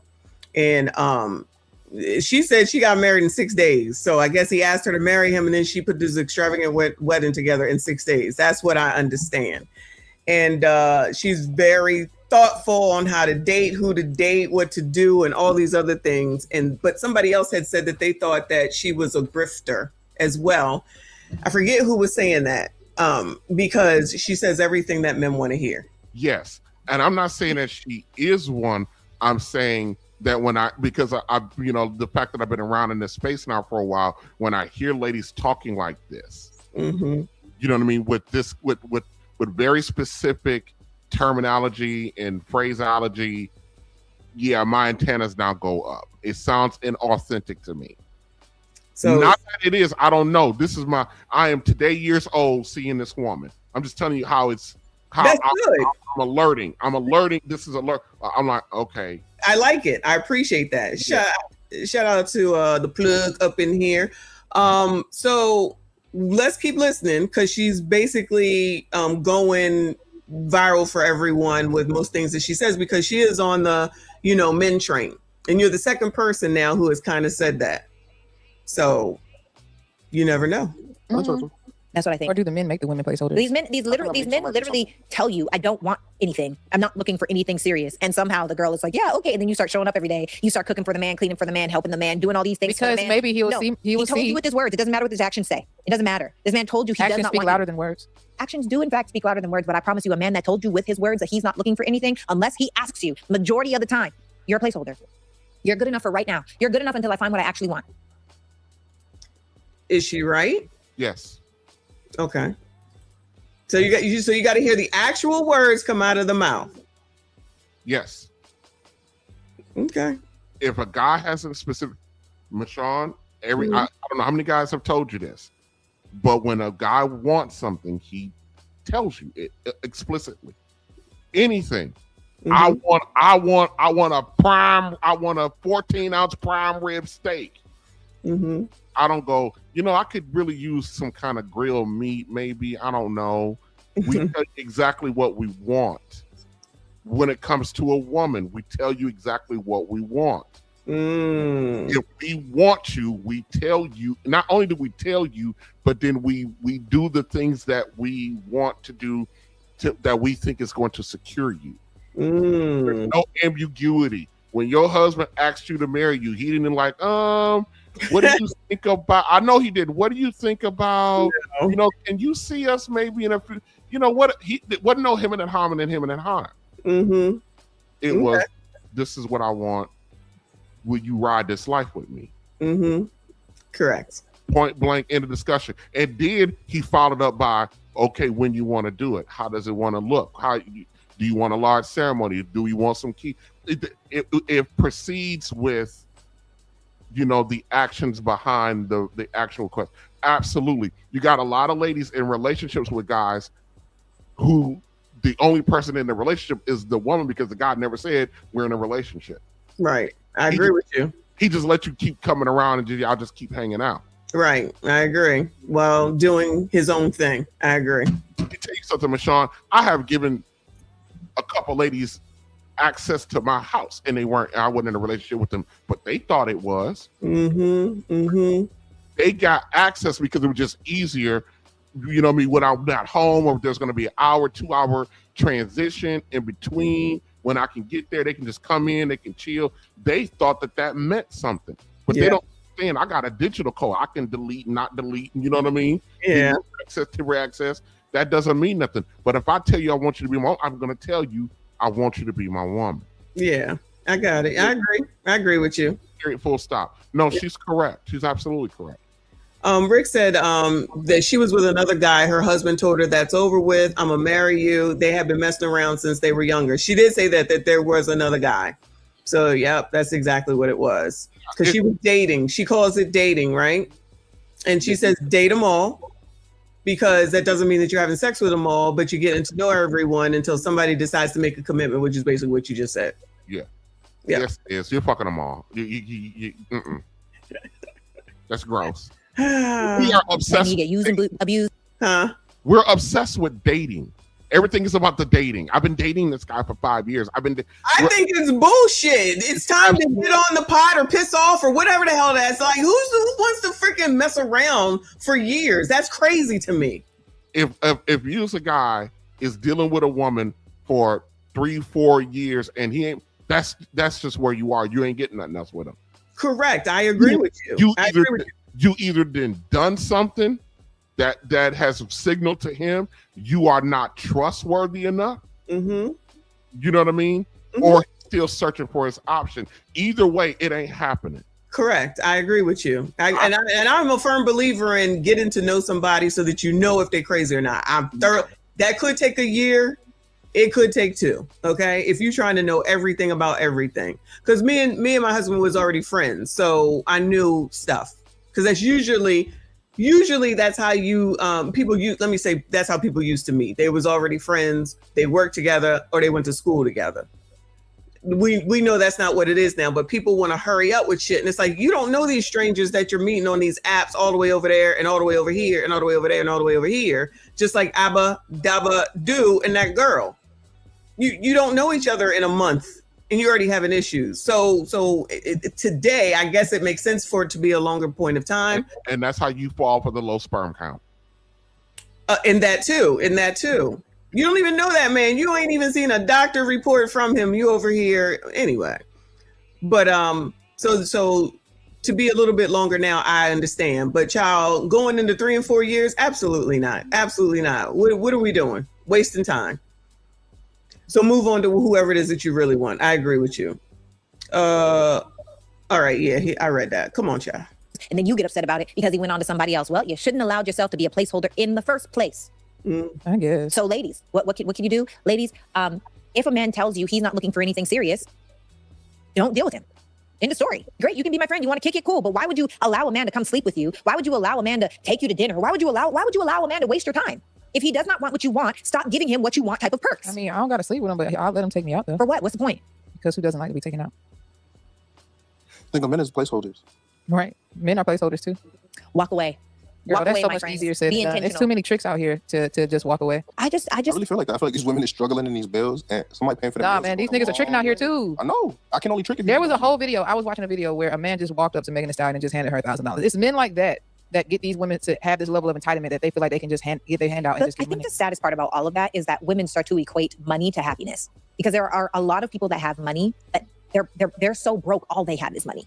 You know what I mean? Like, there's so many people that need to understand, like, money is important. Don't get me wrong. It is important. I love it. It gives you the choice to operate from want versus need. I get to live where I want to live. I get to drive what I want to drive. I get to wear what I want to wear. And also, the most important, I get to choose who I want to choose. But that's about it. If somebody is leading with money, it's bait. This is what women need to understand, okay? Certain types of bait catch certain types of fish. If I want to get a BBL baddie that I know is going to go for the night, and I'm a man, I'm putting on every chain, I'm putting on a watch. Don't even have to be real. You go to a swap meet and get a blingy enough looking watch. You get a fake necklace. You can look like you're well done. Go spend $60, get your nails done. Rent a car. Most of the time, these men don't even own the cars that these women are sleeping with. And women will be like, oh my God, what's up? This man has on a fake Cartier. He's got on a fake Cuban. He rented a Lamborghini that he's struggling to afford, lives in a 1-bedroom apartment, has terrible credit, and yet you just gave your body to this man, and he don't even value marriage. You gave yourself to someone based on a perception. Men lead with that though. Those types of men. So there's a difference, right? There's a difference between somebody that does marketing, like influencer marketing. Sometimes that's necessary in order to get clients. But if this is just a regular, everyday man, and everything that he posts on social media is labeled to the gods, look at this car I drive, look at me holding money. That's the corniest thing in the world. I was gonna say, who the hell be falling for that anyway? They do. Oh my God. So that's some shit Soldier Boy would do. Who takes him seriously? No shade. Look, I don't care. From 20 to 50, I'm talking about black women. They all fall for it. Well, and I don't want to call it fall for it because they know better. They convince themselves.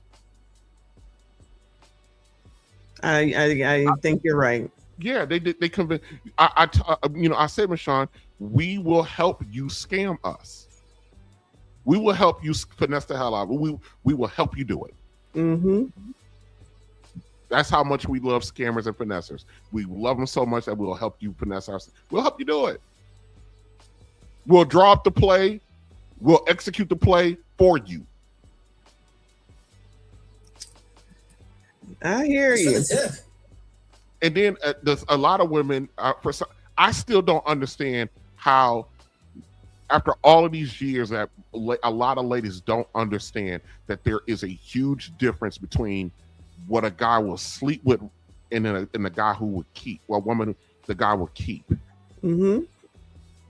I don't understand how we still are trying to explain this to them, that they get so worked up over the guys that are, the men are clicking the likes and DM and all of these Instagram. So who is he trying to keep?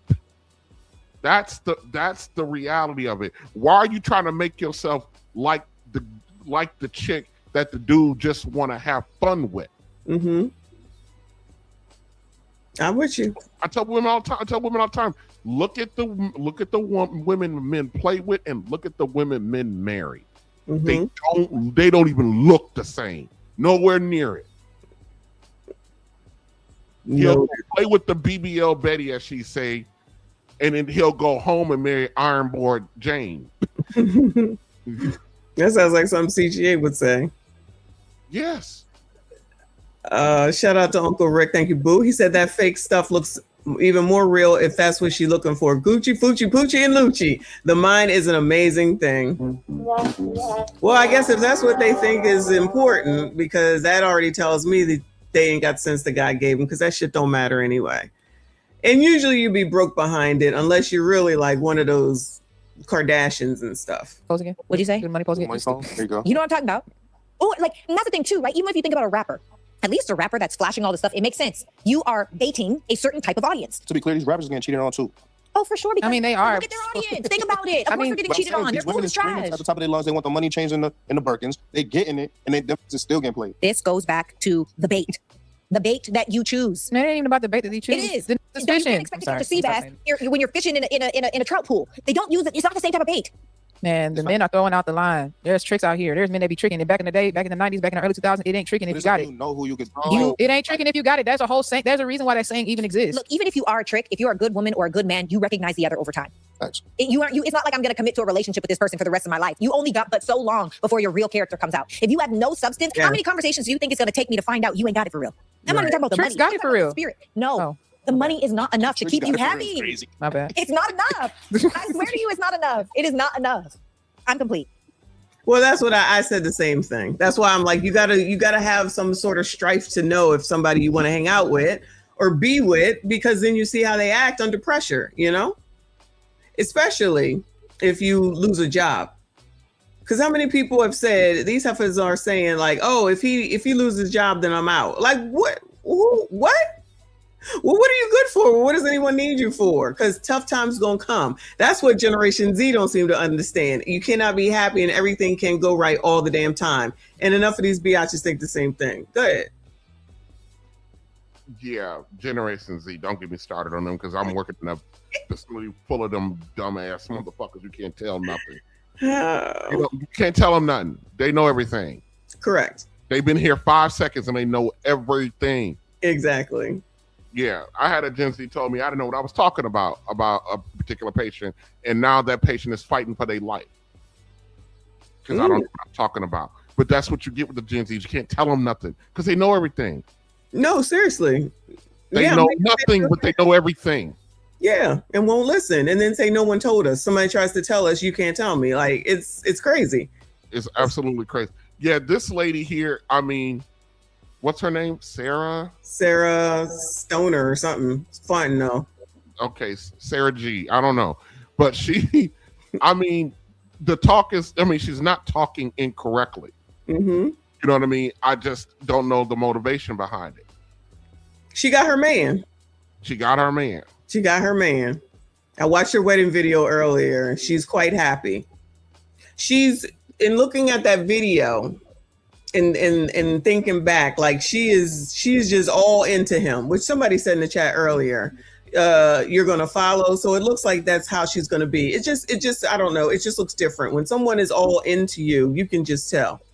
And I can tell that she's all into him. Now I couldn't tell if he was all into her because it was looking a little different from the other direction, but she's definitely all into him. Now Uncle Rick has more story to make. Which means she might not leave him. Oh no, she's not gonna leave him. No, she's not gonna leave him. Yeah.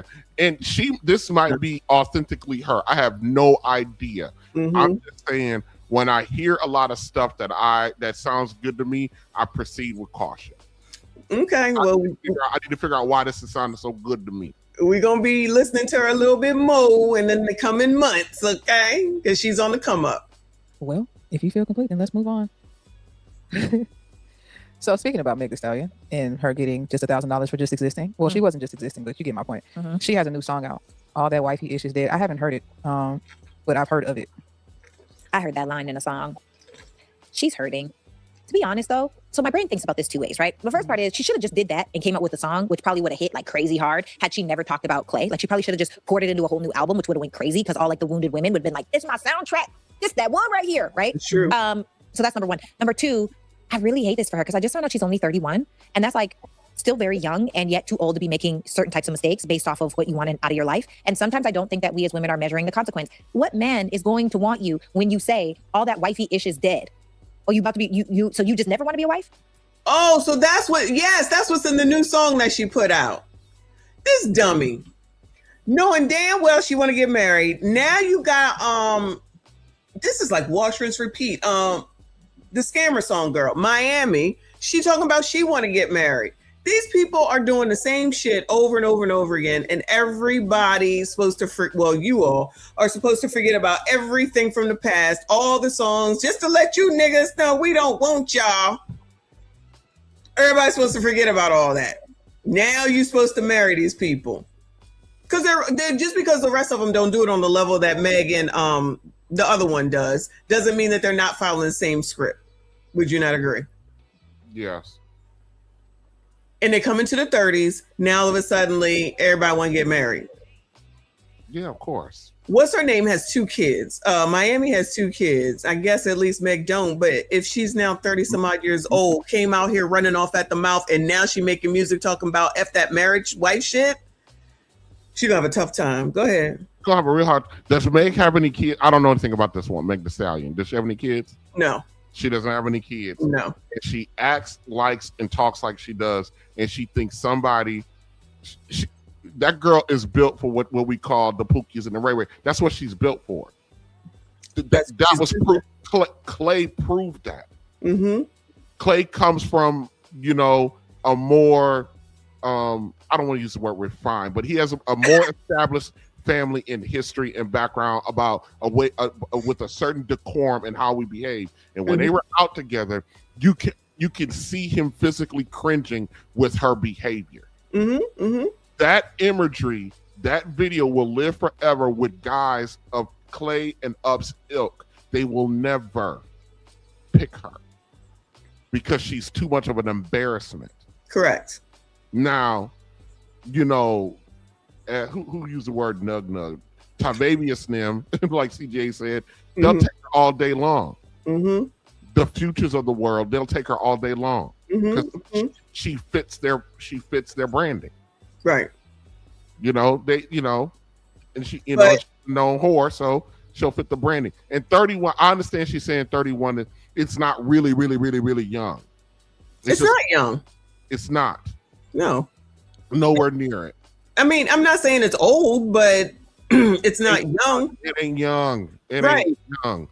But your past is still your past, and it's still there, and it's still known, and it's still available, and all of the just to let you niggas know, and I don't want a man, I don't need a man, and all that type of stuff. So now all of a sudden you do, right?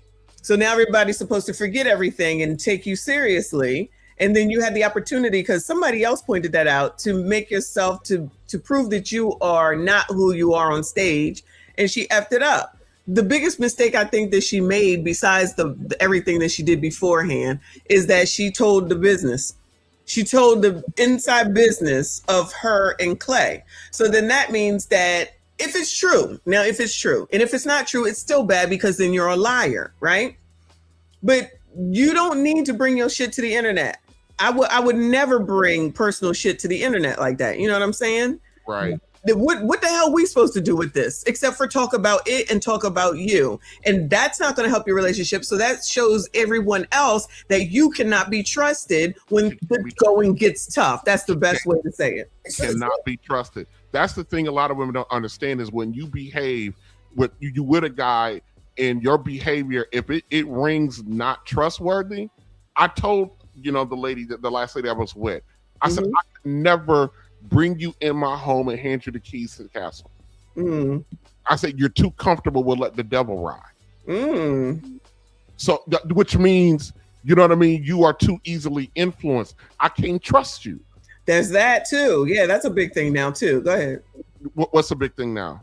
Being led. These women being led by other women. When we already know that single women keep women single. Yeah, anybody. I told her, say you like too many people influence you. I cannot have that around. I got to be the, especially when I'm working as hard as I'm working, and I want to be at a certain place, and I'm bringing you along in this, and you're not where I am. Which, as a guy, I don't care about that as much. You know what I mean? But the fact that you are not trustworthy, that's a huge, big deal. Yes, a big deal. No, that is absolutely a big deal. Go ahead. That I can't entrust a secret with you. Right. That I can't trust my home with you. And I can't trust, and I'm thinking to myself, if I can't do that, I damn sure can't bring my daughter around you. That's what I was about to say. I got enough problems with her fucking mother.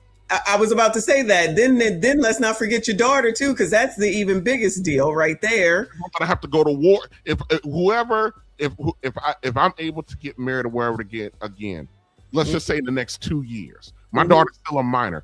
I am going to have to go to war with that woman to make sure that my daughter can come around and be around, because that woman has already, have made multiple attempts of keeping her away based on if I'm with somebody or not. So if I'm gonna go to take this fight up, which I shouldn't have to do that, but that's just the reality that I'm in.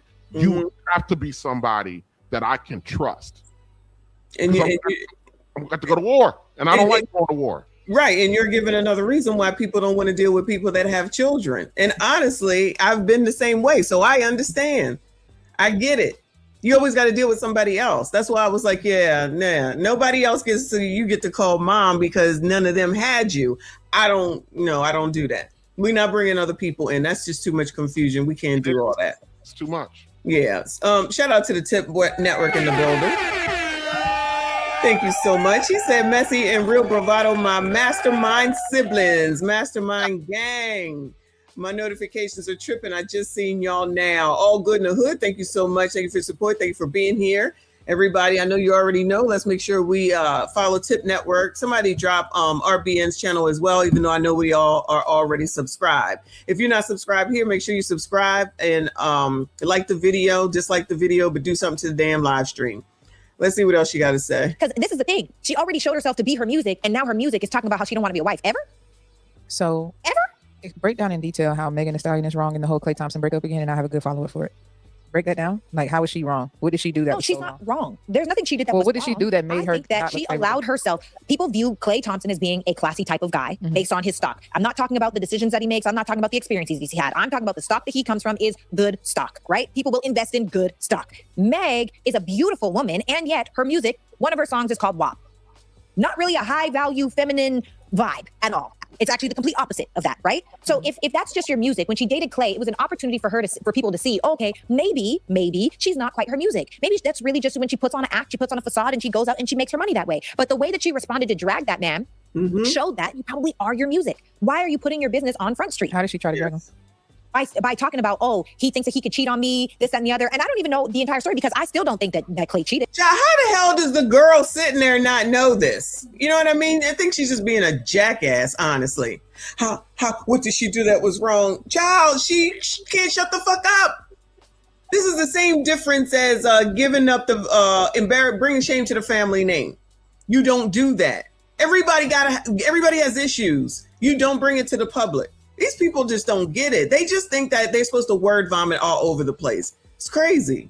I think he told her he does not want to be monogamous to her, and she got mad. That's what I really think happened. Probably what it is. But I don't know what happened. I've heard that he was cheating. I don't know. I wasn't in the space. Look, I heard somebody on Instagram pick a whole whirlwind and create a story around me that I know was a bull-faced lie. So the internet lies. I don't know what happened between the two of them. All I'm saying is you had a chance to be seen as classy by other men, and you chose to do the opposite because it's not classy. Even me as a podcaster, And I feel right? like that's what the joke is overall. I feel like the girls thought she was going to get wifed up, and at no point did any man think this NBA player with a good family and all stuff was about to bag him. That was not ever going to Solely be. based on the music she makes? I think it's based off of her. Her perception, what she wears, how she talks, how she raps. I mean, the song is called Walk. I think you can vibe with a joint that sleeps with your favorite artist, but I don't think you can marry a joint that sleeps with like 4 of your favorite artists. Like, it's just disqualifies them. That's what I'm saying from the beginning. That's way too small, Kenny, if I'm supposed to. You know you're supposed to overlook that, right? Just because Meg slept with 4 people that you know, that's not a big deal. Is that a big deal? It's a big deal. Right? It's a big deal. They really act like sleeping with all these different people is not a big deal. I mean, we know it's Klay Thompson, but even down here, like an Instagram full of half nakeds and all that type of stuff all damn time. I'm just saying, I don't think it's weird. Let me fast forward through Meg because, child, I'm over her. Podcaster, right? I could air out all the worst things that my exes ever did in the relationship. No, if I'm not speaking, the only thing that I will speak on my experience for sure, but it is with the intention to help other people realize or learn if they've had that same experience. I'm not going to itemize, oh, this person had terrible mood swings. Why? Why do you even need to say that? Why are you trying to paint this person out to be a bad person? Now, if horrible mood swings turned into domestic violence, that's a different conversation. You could talk about how you got out of a domestically violent situation. So for me, it's like, what is the intention? And why would you put yourself out there like that? Which brings me to this question. Tribal Brand Inc. said, how important is self-dating, even in a marriage relationship, not just self-care? Self-dating, I think, is very important. Lord, I don't want to hear about no self-dating. Not yet. God bless Lauren that way, Not right? yet. So You don't I have say kids it to yet. say, it's not about how big or small you are. It's about, do you take care of yourself? Are you doing the best with your genetic potential? And inside of, I do want to say this too, because it kind of correlates to the Meg Thee Stallion thing. How you show up in the world matters. How you put yourself out there matters. And we could be like those people that say, I don't care what anyone thinks. Okay, well, as Will Smith says, why would you kick yourself in the balls? The proverbial balls. If you know that life is easier when you are mindful of how you take care of yourself, if you drink more water, if you have a nice tone, if you have a nice disposition, if you actually are about something, if you have substance, why wouldn't you do that? Like, where is the harm inside of being the best version of you? Why does it have to be, I'm now attacking you because, oh, I'm saying you should be the best version of you? I don't understand that. That doesn't make any sense to me. Well, somebody said, Taj, hey, Renee, so I'm hoping I'm saying that right. She said, I've seen a lot of plus size women on Instagram with high value, high earning men. Oh, this is the size conversation. I've seen a lot of fat women with high value men on the internet. Who believes the internet? We need some Michonne pillows like Sarah's. Y'all don't want me on no damn pillow.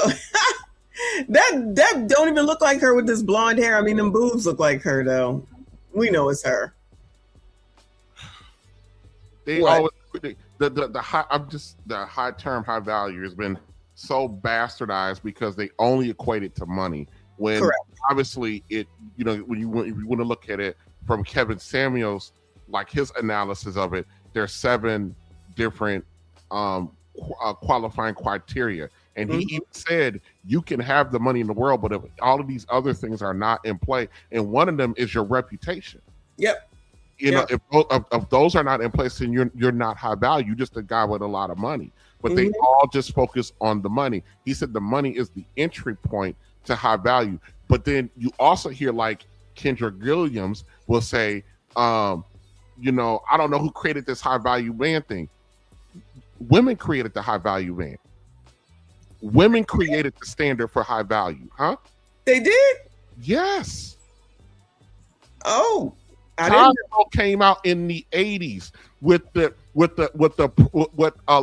woman's preference for their ideal mate. Cosmo came.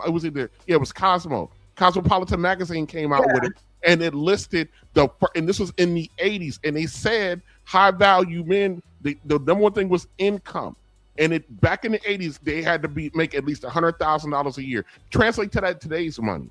The $100,000 man, if you translate that from the 80s today, that's not a high value man in their eyes.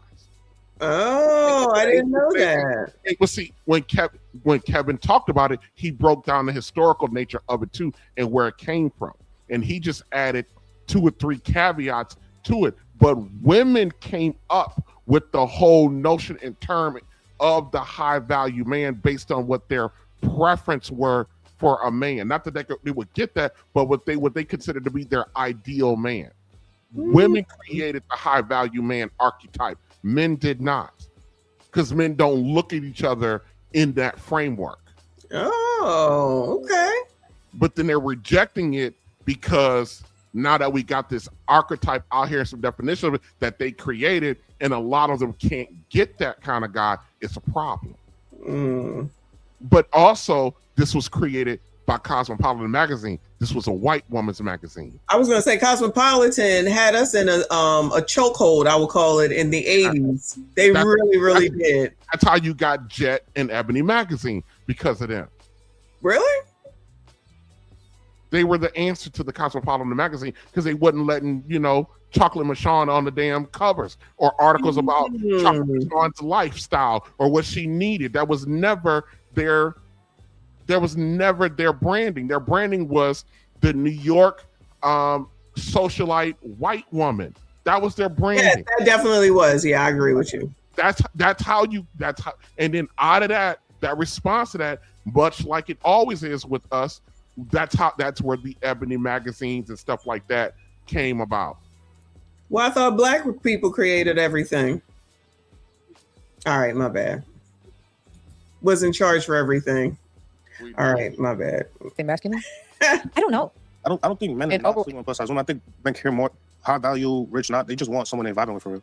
Like everybody likes different things. And somebody also said overweight doesn't mean unhealthy. Most overweight people. That's my point. That was my point. I agree with you. But they said most overweight people are more healthy than fit people. I don't agree with that, but I hear you. No.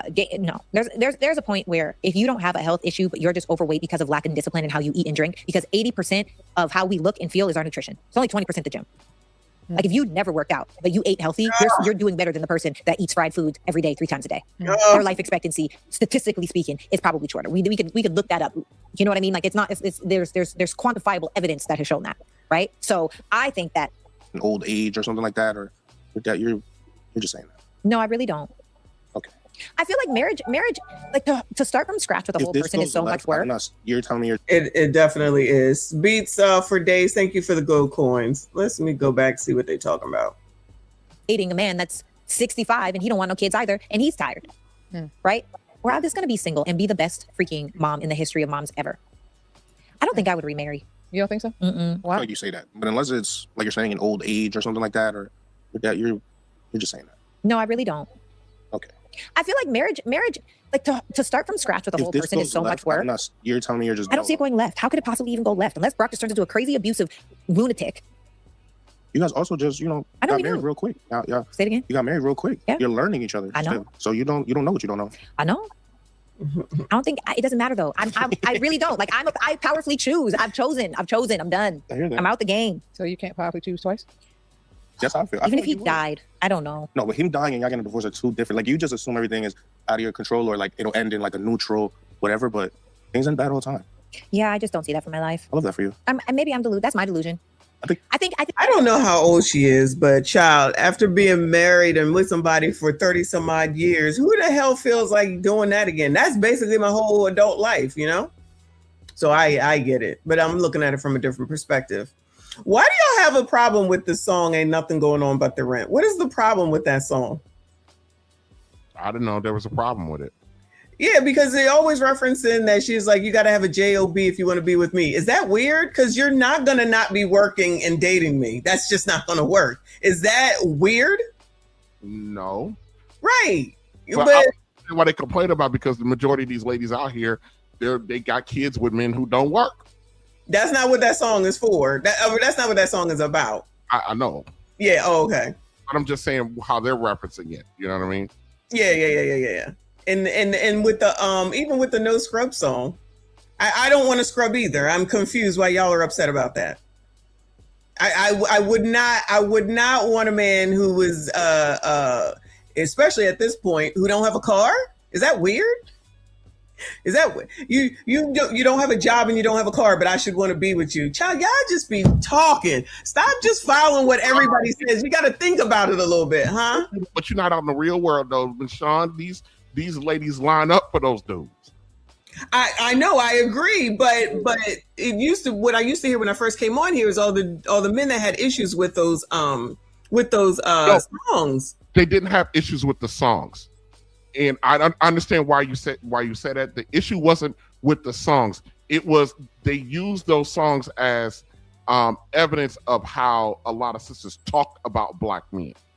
You know what I mean? The issue wasn't with the fact that those songs are out or that they were popular. It was they just used them saying, "Hey, you guys are out here constantly shooting down our image, and you done it in the media, you done it in song," and then they would list, the songs that they would point out that talked about us and not in the most positive light. And you talked about the least of us and applying, and that's and you making that song, those type of songs, and you're applying it to the majority of us when the majority of us aren't that. Yes, it was. Okay. Now Tech 170, I agree, because they definitely did that, and so did Tony Braxton too. I told you most of the people up here be lying, y'all. People be lying. Let me go over to tonight's conversation, give her a break. And then Skinny, I saw you. I do have the Kendra G one as well, because it's already 2 hours and I don't want to be here all night. And Spaces, the if you're still here, I usually stream at 6 on the weeknights, but I will do a morning one if I have time on Mondays and Tuesdays and Fridays after I come from the gym, because I work from home. Child, you gotta turn on notifications. You just never know. I be on here, okay? Shout out to all of y'all though. All right, this one says, when your kindness was used against you, how do you heal? I hate when people say that. I want to heal. How do you heal? Are you a dog? When I hear the word heal, I think of the back of your foot, or I think of that's what you tell a dog. Heal, boy, heal. Which I don't even know what that really means, but when my father was raising a dog, he would always say that. So that's the only reason. But anyway, her boobs are boobing. Thank y'all for being here in Louisville tonight. My name is Lanisha Porter, and my question is, say you've been in a relationship where your goodness and your innocence were preyed upon and mishandled. How do you honor your newfound wisdom without becoming hardened in a future relationship, especially when it offers you a new chance at love? Dang, that was packed. Give me that card, baby. I gotta read that. Let me see that. Say you've been in a relationship. Whoa, hold on. I gotta read that. Let me see that. This is what you're wearing to. Hey, This is what we wear into tonight's conversation. Yeah. Hey, nah. She trying to heal, y'all. She trying to heal. Wow. Okay. Okay. Oh, you marrying her? Mm-hmm. Say you've been in a relationship where your goodness and innocence were preyed on and abused. She got goodness and innocence. Goodbye. She got goodness. Yeah, now look, I'm not saying she ain't filling it out now. Ain't no hating going on. Yeah, you don't see them goodness and innocence? Yeah. I'm just saying. What are we doing? Her innocence. Ain't nothing innocent here. Goodbye. Let me see that. Say you've been in a relationship where your goodness and innocence were preyed on and abused. How do you honor your newfound wisdom without becoming hardened in a future relationship? What's the newfound wisdom? So usually when you go through a hard situation, it's almost what Sheila and Troy were talking about in the Tyler Perry movie, right? And Sheila turns to Troy. Another good reference. A Tyler Perry movie. You can't make it up. And she says the hardest thing about having a bad man is learning how to handle a new one, right? So when you go through a bad situation, you get lessons, and moving forward, that turns into wisdom if you let it. How do you have the knowledge of what you went through in your bad situation? Take that moving forward to create a future without shutting out the new person. Does that make sense? Heal. Forgiveness. What's your... You got to forgive a person before you can really move on. I feel like I've dealt with the situation a little bit, and until I was fully healed and until I forgave that person, I wasn't able to move on. Now I was dating, but I wasn't shit, to be honest, and that's because I was holding on. RBN, are you fully healed? No. Are you working on being fully healed? Nope.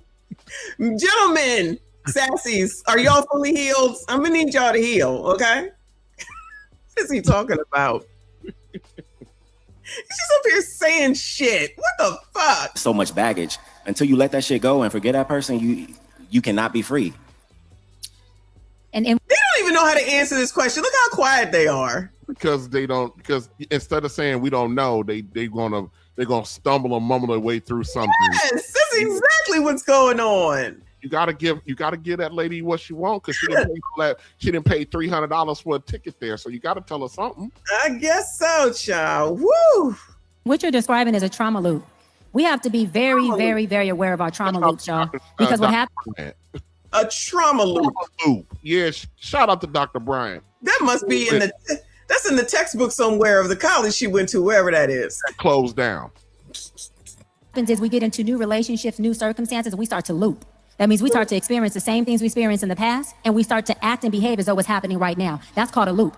So you got to take inventory of when am I looping? And when you're looping, it's your responsibility, right? To have the awareness to be like, hold on, let me perception check. Is this really happening, or is this my trauma loop? If it's your trauma loop, then you use self-talk that says this is not happening, this is already over, and you use it as a rubric to know what you have to work on. Now, if you and this man are already close enough for you to say, baby, listen, I think I'm having a trauma loop.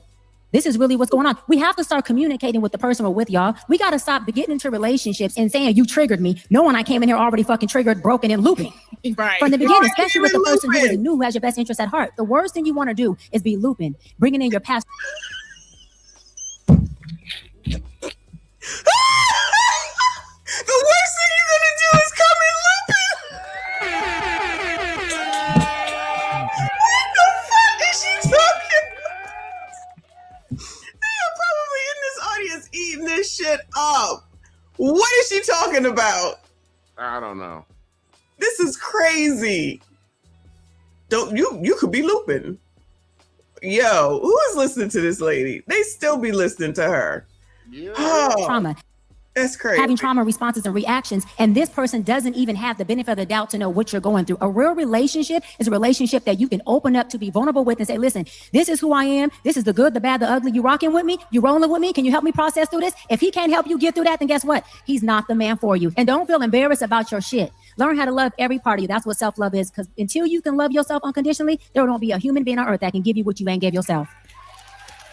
Trill, you got something for me? Could you? Trill said his wife is in the audience and leave him alone. Could you repeat the initial question? Yes. Oh, basically, Lord. you go through things, you get information from that. How do you take that new information into a new relationship? So you're not being dumb. You don't want to just throw caution to the wind. You want to be mindful of the things that you see, the things that you feel, but still give yourself the space to open up for love again. I think that like the main thing is not holding that new relationship to the lessons you learned prior to. I think that's the main thing. A lot of times we'll learn some shit in terms of watching the game tapes of how this old relationship ended, and then we'll go in there and come in there with assumptions. So when we see shit that they doing, we jump right back to that past relationship, and it's just like, nah, I see that before, but I can't hold this new person to the lessons that I learned prior to.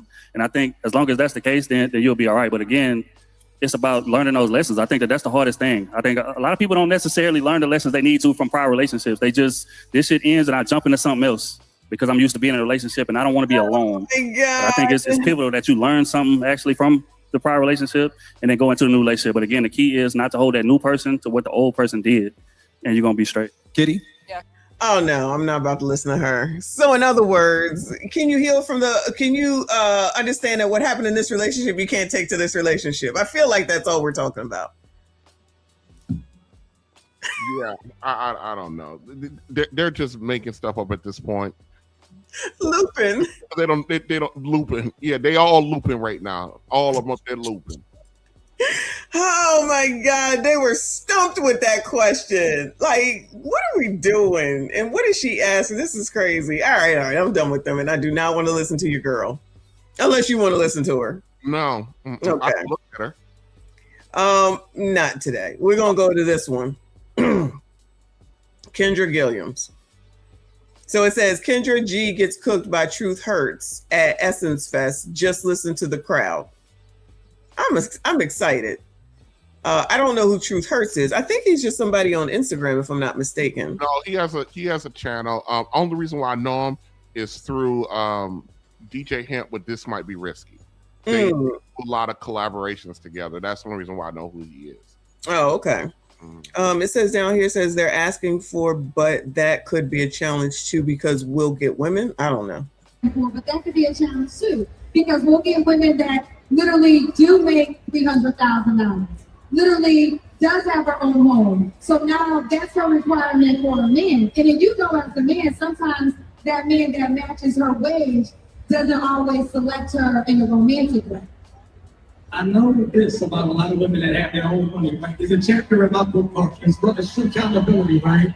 And there's a chapter called She is Successful, She's Sexy, but She's Single. And the issue with a lot of these women is they expect for a man to come in and just get with their woman, and it doesn't work like that. For a woman that wants a high value man, a lot of those women are going to confuse leadership with control. He's going to come in and provide structure. And a lot of self-sufficient women refuse to acclimate when a man comes in the house and provides leadership. Can I speak to that? I know you saw that. Well, let's define high value. Because I don't like to talk high value because usually high value is predicated on money, access, looks. I like the word high demand because high demand is asking for, but that could be a challenge too because we'll get women that literally do make $300,000. Literally. Child, who are these women making $300,000? Where they at? Do you know? No. They might be over there working in your hospital or whatever. There might be one or two. Yeah, like you probably got to be a doctor? No. Yeah. Well, yeah. Yeah, maybe. And not a new doctor either. You got to be. Right. You got to pay them loans off. For some years. Yeah. Thank you for the tube dancer, Katiana.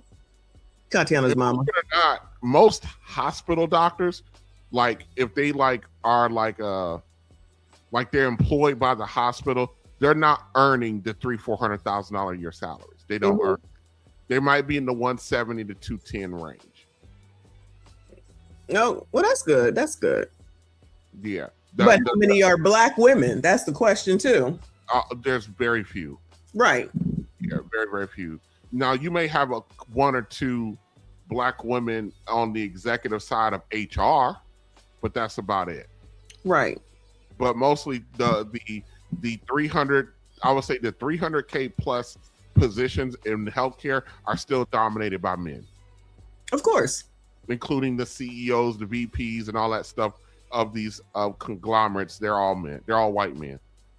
But why is she still saying the same shit? You know she got to deal with Oprah, right? Yeah, the TV, whatever. Yeah, whatever. Yeah. Because it feeds the brand for them to constantly sit up there and put out some kind of smokescreen that somehow Black women are running as she. Who was that said that running laps and circles around Black men? Running in a loop at this point, but yeah. running in a loop. The problem is, I'm going to speak to actually what Trill said. He said that these women who earn these money, they don't want to. He said they don't because they're hyper independent. They don't want to get on the man's program. That's any woman who's the head of her house. It ain't got nothing to do with money. Why do you think, Michonne, you hear so many times when these women talking about, when they are talking about a husband, they're talking about that man coming into their house? I ain't gonna have them coming up in here doing this. Or when I bring a man into my house, they're already out of order because they're talking and speaking like a dude. If you are a woman and you need to bring a man into your house, he needs to physically come stay with you. And he does it, you got a problem on your hand. I wouldn't want that anyway. You got a problem. You got a problem. I wouldn't want that. Shouldn't you be making the way for us right from the gate, right? Right. You come moving with me. That just doesn't even sound right to begin with. But these women don't understand that. They think we got almost 3 generations now of these Section 8 women, you know what I mean, who've been the head of their household, no husband, no head, no direction, and they've had 30 to 40 different boyfriends or men or baby daddies that they all had to come stay with them. No, you're not coming to stay with me. That don't even sound right. That's crazy. That's what they do, Michonne. That's a scrub. No shade. But that's what they. Well, even though they say they don't want no scrubs, they're having babies by no scrubs. That's true. That's crazy. No, that doesn't even sound right. I know a lady who bought her a house so she can get her kid's father back. Wait, say that again. She bought a home, and the express reason, the major reason for her buying that home was is so he could come back because he left her and moved in with his mother. Wow. They have a kid together. I want to put my family back together. So I'm gonna buy a house and maybe we can put my family back together. You buying a house for a dude? Wow, then he's a scrub. I said he don't want you. Or this bum left you. If a man leaves a woman, it's extremely rare that he's coming back. Men just don't leave a woman. We stay through some not so good shit. But when most of the time when a man walks, especially that kind of man who was living free off of you to begin with, then he moved out and moved to his mama's house to live for free, he ain't coming back to you.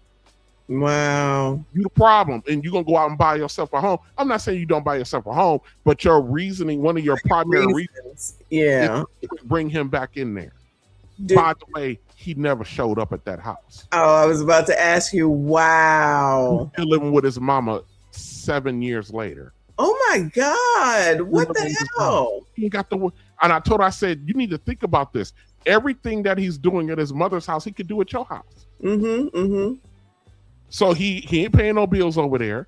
He ain't being responsible over there. He's sleeping on her couch. The only difference is, I said, I hope he ain't knocking his mama down at night. But I'm just saying, the only access that this man almost over 50 years old, and he would go home to live with his mama. I said he could have stayed with you. At least you would have jumped up and down on him from time to time. Right. Wow. This is about you. What did you do that a bum would rather go live with his mama than live with you? Why are you dealing with a bum? Huh? Why are you dealing with a bum is the first question. Michonne, these women do not view these men as bums. They don't. They don't see them that way. They see them as they just haven't had enough support. They see these men like I see an old Chevy, a project, something I can build and create in my image. Yeah, no, I passed courteously. I'm just telling you, they don't see them as bums. No, these are the people talking about not settling, and then every decision seems like it's a freaking settlement. Absolutely. Wow. So that way, Michonne, that woman she would see me as settling. Like if, let's say, me and her got together, she would feel like she settled for me compared to him. Yes. What the fuck? Most of these, you have no idea how fucking perverted these women minds are. I'm not just saying we are cooked based on what shit I see on the internet. I'm saying we're cooked based on what I see, experience, and witness in other guys in real life. I work alongside of these motherfuckers. I hear them talk. I see what they do. I see how they respond to guys who are. I see how they respond. Yeah. They don't view, and I know this might be a little bit controversial. We tell them these women don't see these guys. We're labeling them as bums and lowdowns and dusties and musties. These women don't view them that way. If they did, they wouldn't be doing what they're doing. They wouldn't spend so much time coming up on tonight's conversations or at Kendra G trying to figure out how to get these guys to act right, how to get these guys to show up. When the majority of black men are already built the way that they need them built. Right. But those guys they'll tell you, I'm not going to settle. Why would I get with a man who's going to control me? Control you? Control. Wow. That's crazy. Just because somebody wants you to do something for a person that you allegedly care about and you love, then that means it's control. I really think people need to start looking words up in the dictionary. I would never be like, oh, you're trying to control me because we want you to clean up the house or wash dishes or make something to eat. Listen to all those things. I've never had a discussion in life. We've never had a discussion about that shit. Never, ever, ever, ever, ever. You just do the shit. You just do it. You just do it. It has to be done, especially when you have kids. I can't even imagine sitting up here having some sort of discussion like that. Michonne, I understand, but that's behind all of this. They keep doing it because they don't feel that those guys, no matter how much we know that those guys are, bottom feeding dudes, these women don't listen. These women put their life on the line to give these men babies. You cannot think that and the only time, and when they come up here screaming about them dudes and saying that they are bum, these guys, they're just doing that because they're angry at him, not that they really mean it. For the moment. I've heard too many of these conversations. I came to this assessment based on just the hundreds and hundreds of conversations that I've heard. I worked for the state of Missouri with the Department of Mental Health. I worked in healthcare. I'm in a predominantly female-dominated sector, and the most educated black women are in these sectors. These are not, on paper, should not be dumbass women, but they are. Wow. It's offensive as a black man listening and watching this shit. And then it's more offensive when I hear guys out there saying that that somehow we're less of a man, like the what's his name? Umar. Like the aces of the world, we're less of a man if we don't take on that baggage and burden. There's no common sense there. There's no real intelligence there. These are the people. Problem, go ahead. The bigger problem is that they'll say, well, just don't deal with a black woman with kids. That's virtually impossible by the numbers. That is virtually impossible for us to do. Mm-hmm. I've said it for years now. If you are a black man and you want a black woman, you're going to get a black woman with a bunch, not one kid, a few of them. And they're all by different men. This is they keep saying the black community is going down. It is cooked. Right. I agree.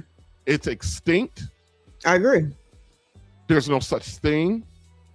And I know, black women don't want to hear this, but you bear the majority burden of this because you chose who you chose to reproduce with, and you chose not who you did not want to reproduce with. You made that decision. Mm-hmm. And you want to talk about the men don't let us. The men let us do that. Now it's a white government on your side. We can't, for our own life and preservation, we know what we can do to get it to stop. But you got your white daddy in here with his military and his police force. Oh, we can straighten it out. That ain't no problem. But guess what you're gonna do? Shout out to Big Tigger. When you want to listen, when you want to comply. That's crazy. This is ridiculous. That's why I was going to say Maybe I'm most of bitter those. and wrong. Maybe I'm just bitter and wrong. No, well, I don't disagree with you, because most of the time when those DV situation ends in death, and they're always like, oh, well, she was so wonderful, so wonderful. And then you hear his history and it's like, well, where did you not know that this was an issue and a problem? And you went and gave him kids, or brought him around your other kids and gave him kids and moved him in and took care of everything. Like, how is that living in squalor, brought him into your Section 8 and all that type of stuff? You know what I mean? So if the stories be all the same, and I said all because they all the same. Shout out to Mike Love. Thank you, honey. Said, first off, don't start dressing like a 304 and think you're going to get with a better man. Well, it works because RBM was looking at the girl at tonight's conversation, and she was not dressed like she was going to church. No. She was not dressed like Maggie, the substitute teacher. What did she say she was? She said did she say her healed self or her innocent self? Her new innocence? Yeah. Yes, her innocence. Yeah. I love her new innocence. Yeah. All that innocence showing. Okay. And look, she looked good. She looked good. Yeah, we appreciate them innocents. Yeah. D, shout out to D57. He said Phaedra Parks picked Apollo from prison. She gave women a gold. Oh my. Absolutely right. Absolutely right. And she was a lawyer. Our good black men are all in prison. Don't forget that. That is true. That is true. Which is y'all's fault, even though before it was the oppressors' fault, the slave catchers and racism and Jim Crow. But today it's y'all's fault, of course. But yeah, she certainly did pick the dude from jail. Apollo came straight from jail. I was watching then. Crazy. Thank you for another 10, Mike Love. He said, RB, and great point. That's the reason a lot of these women can't come under a man's leadership. They're too used to being the head of the household. You can be used to it all you want to. Do you want what you're looking for, or you don't? That's the question. You know what I mean?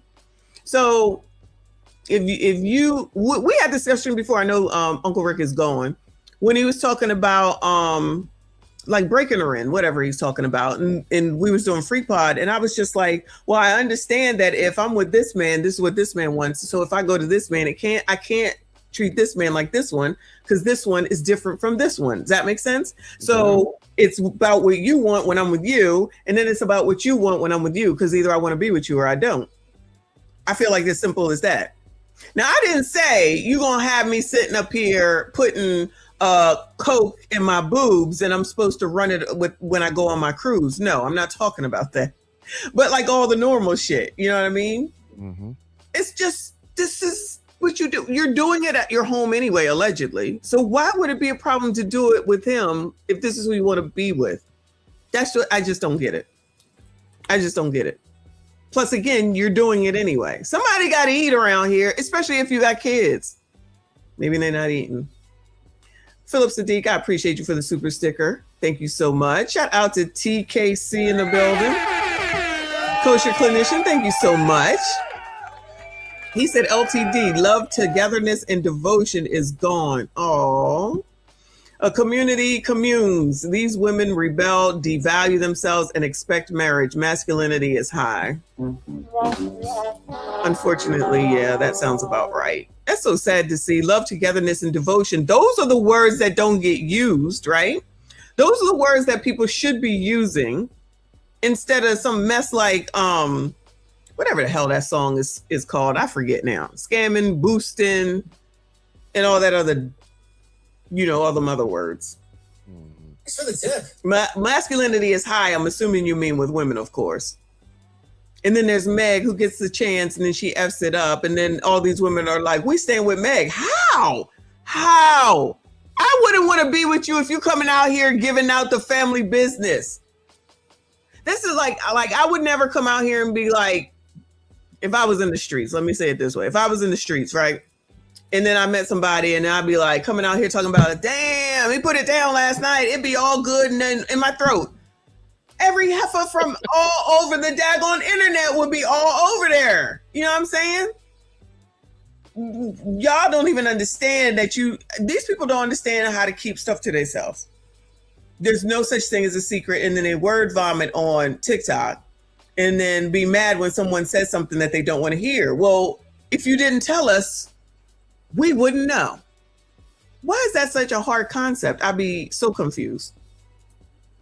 Shout out to D57. He said Baby Boy movie was a psyop. Jodie was 15 and Yvette was 20.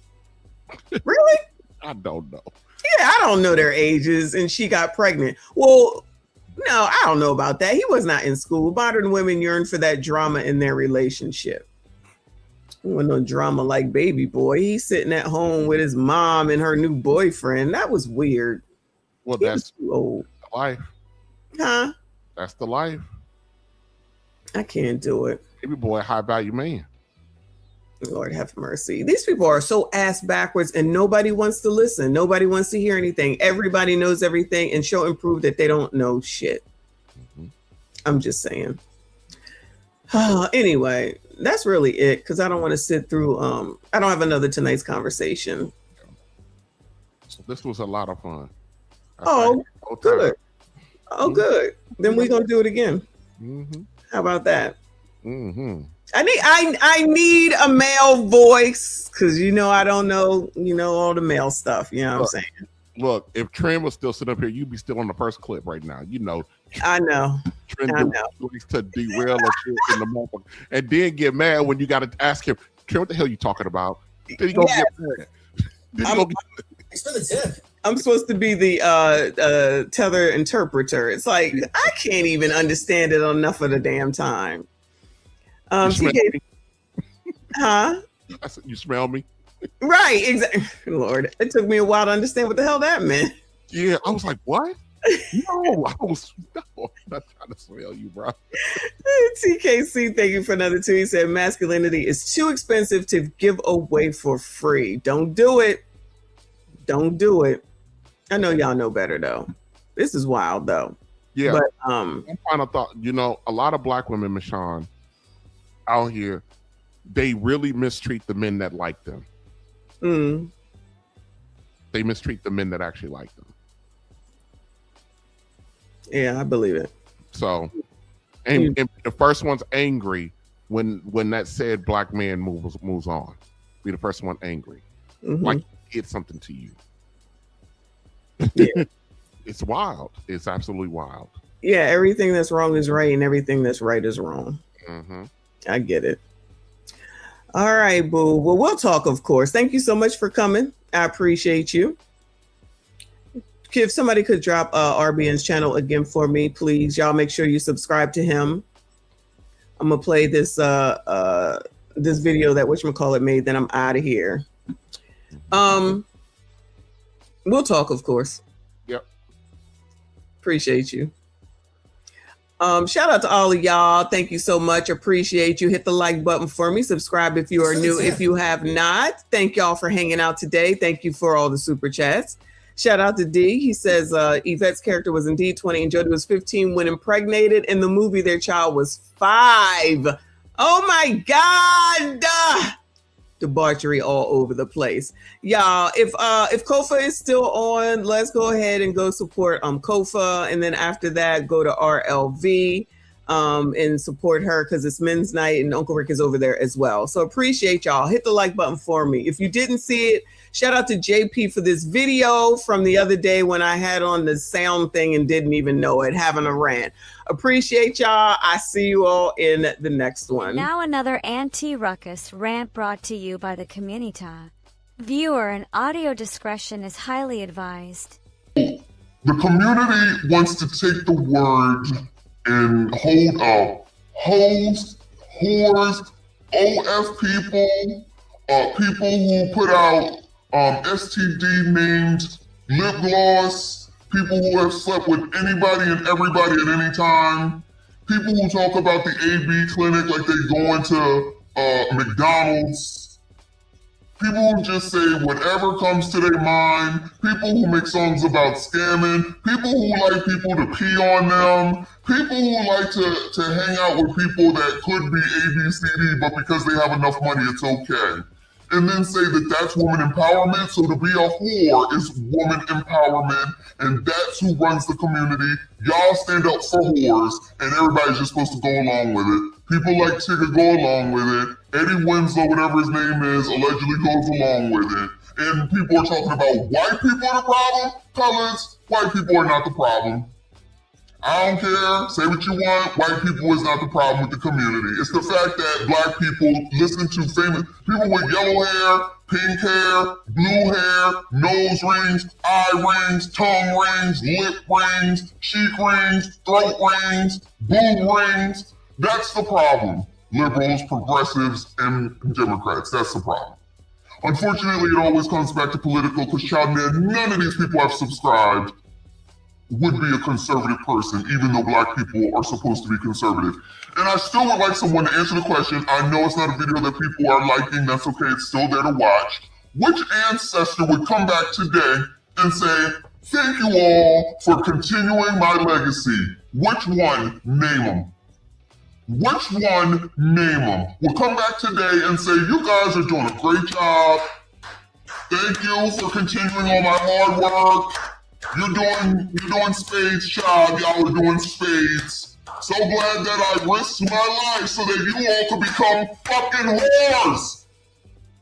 Whores don't run my fucking life. They do not run me or my community. And I don't hang out with motherfuckers that don't make any sense. Y'all can have that shit. Y'all can listen to caricature all the fuck you want to. Fuck that nigga. You can listen to that funky tether over there that's telling you to your face that Democrats ain't done shit for you, and then turn around and say, keep voting for them. And then you want to turn around and act like white people are your problem when you got all these niggas in your face lying to you, and you still believe them.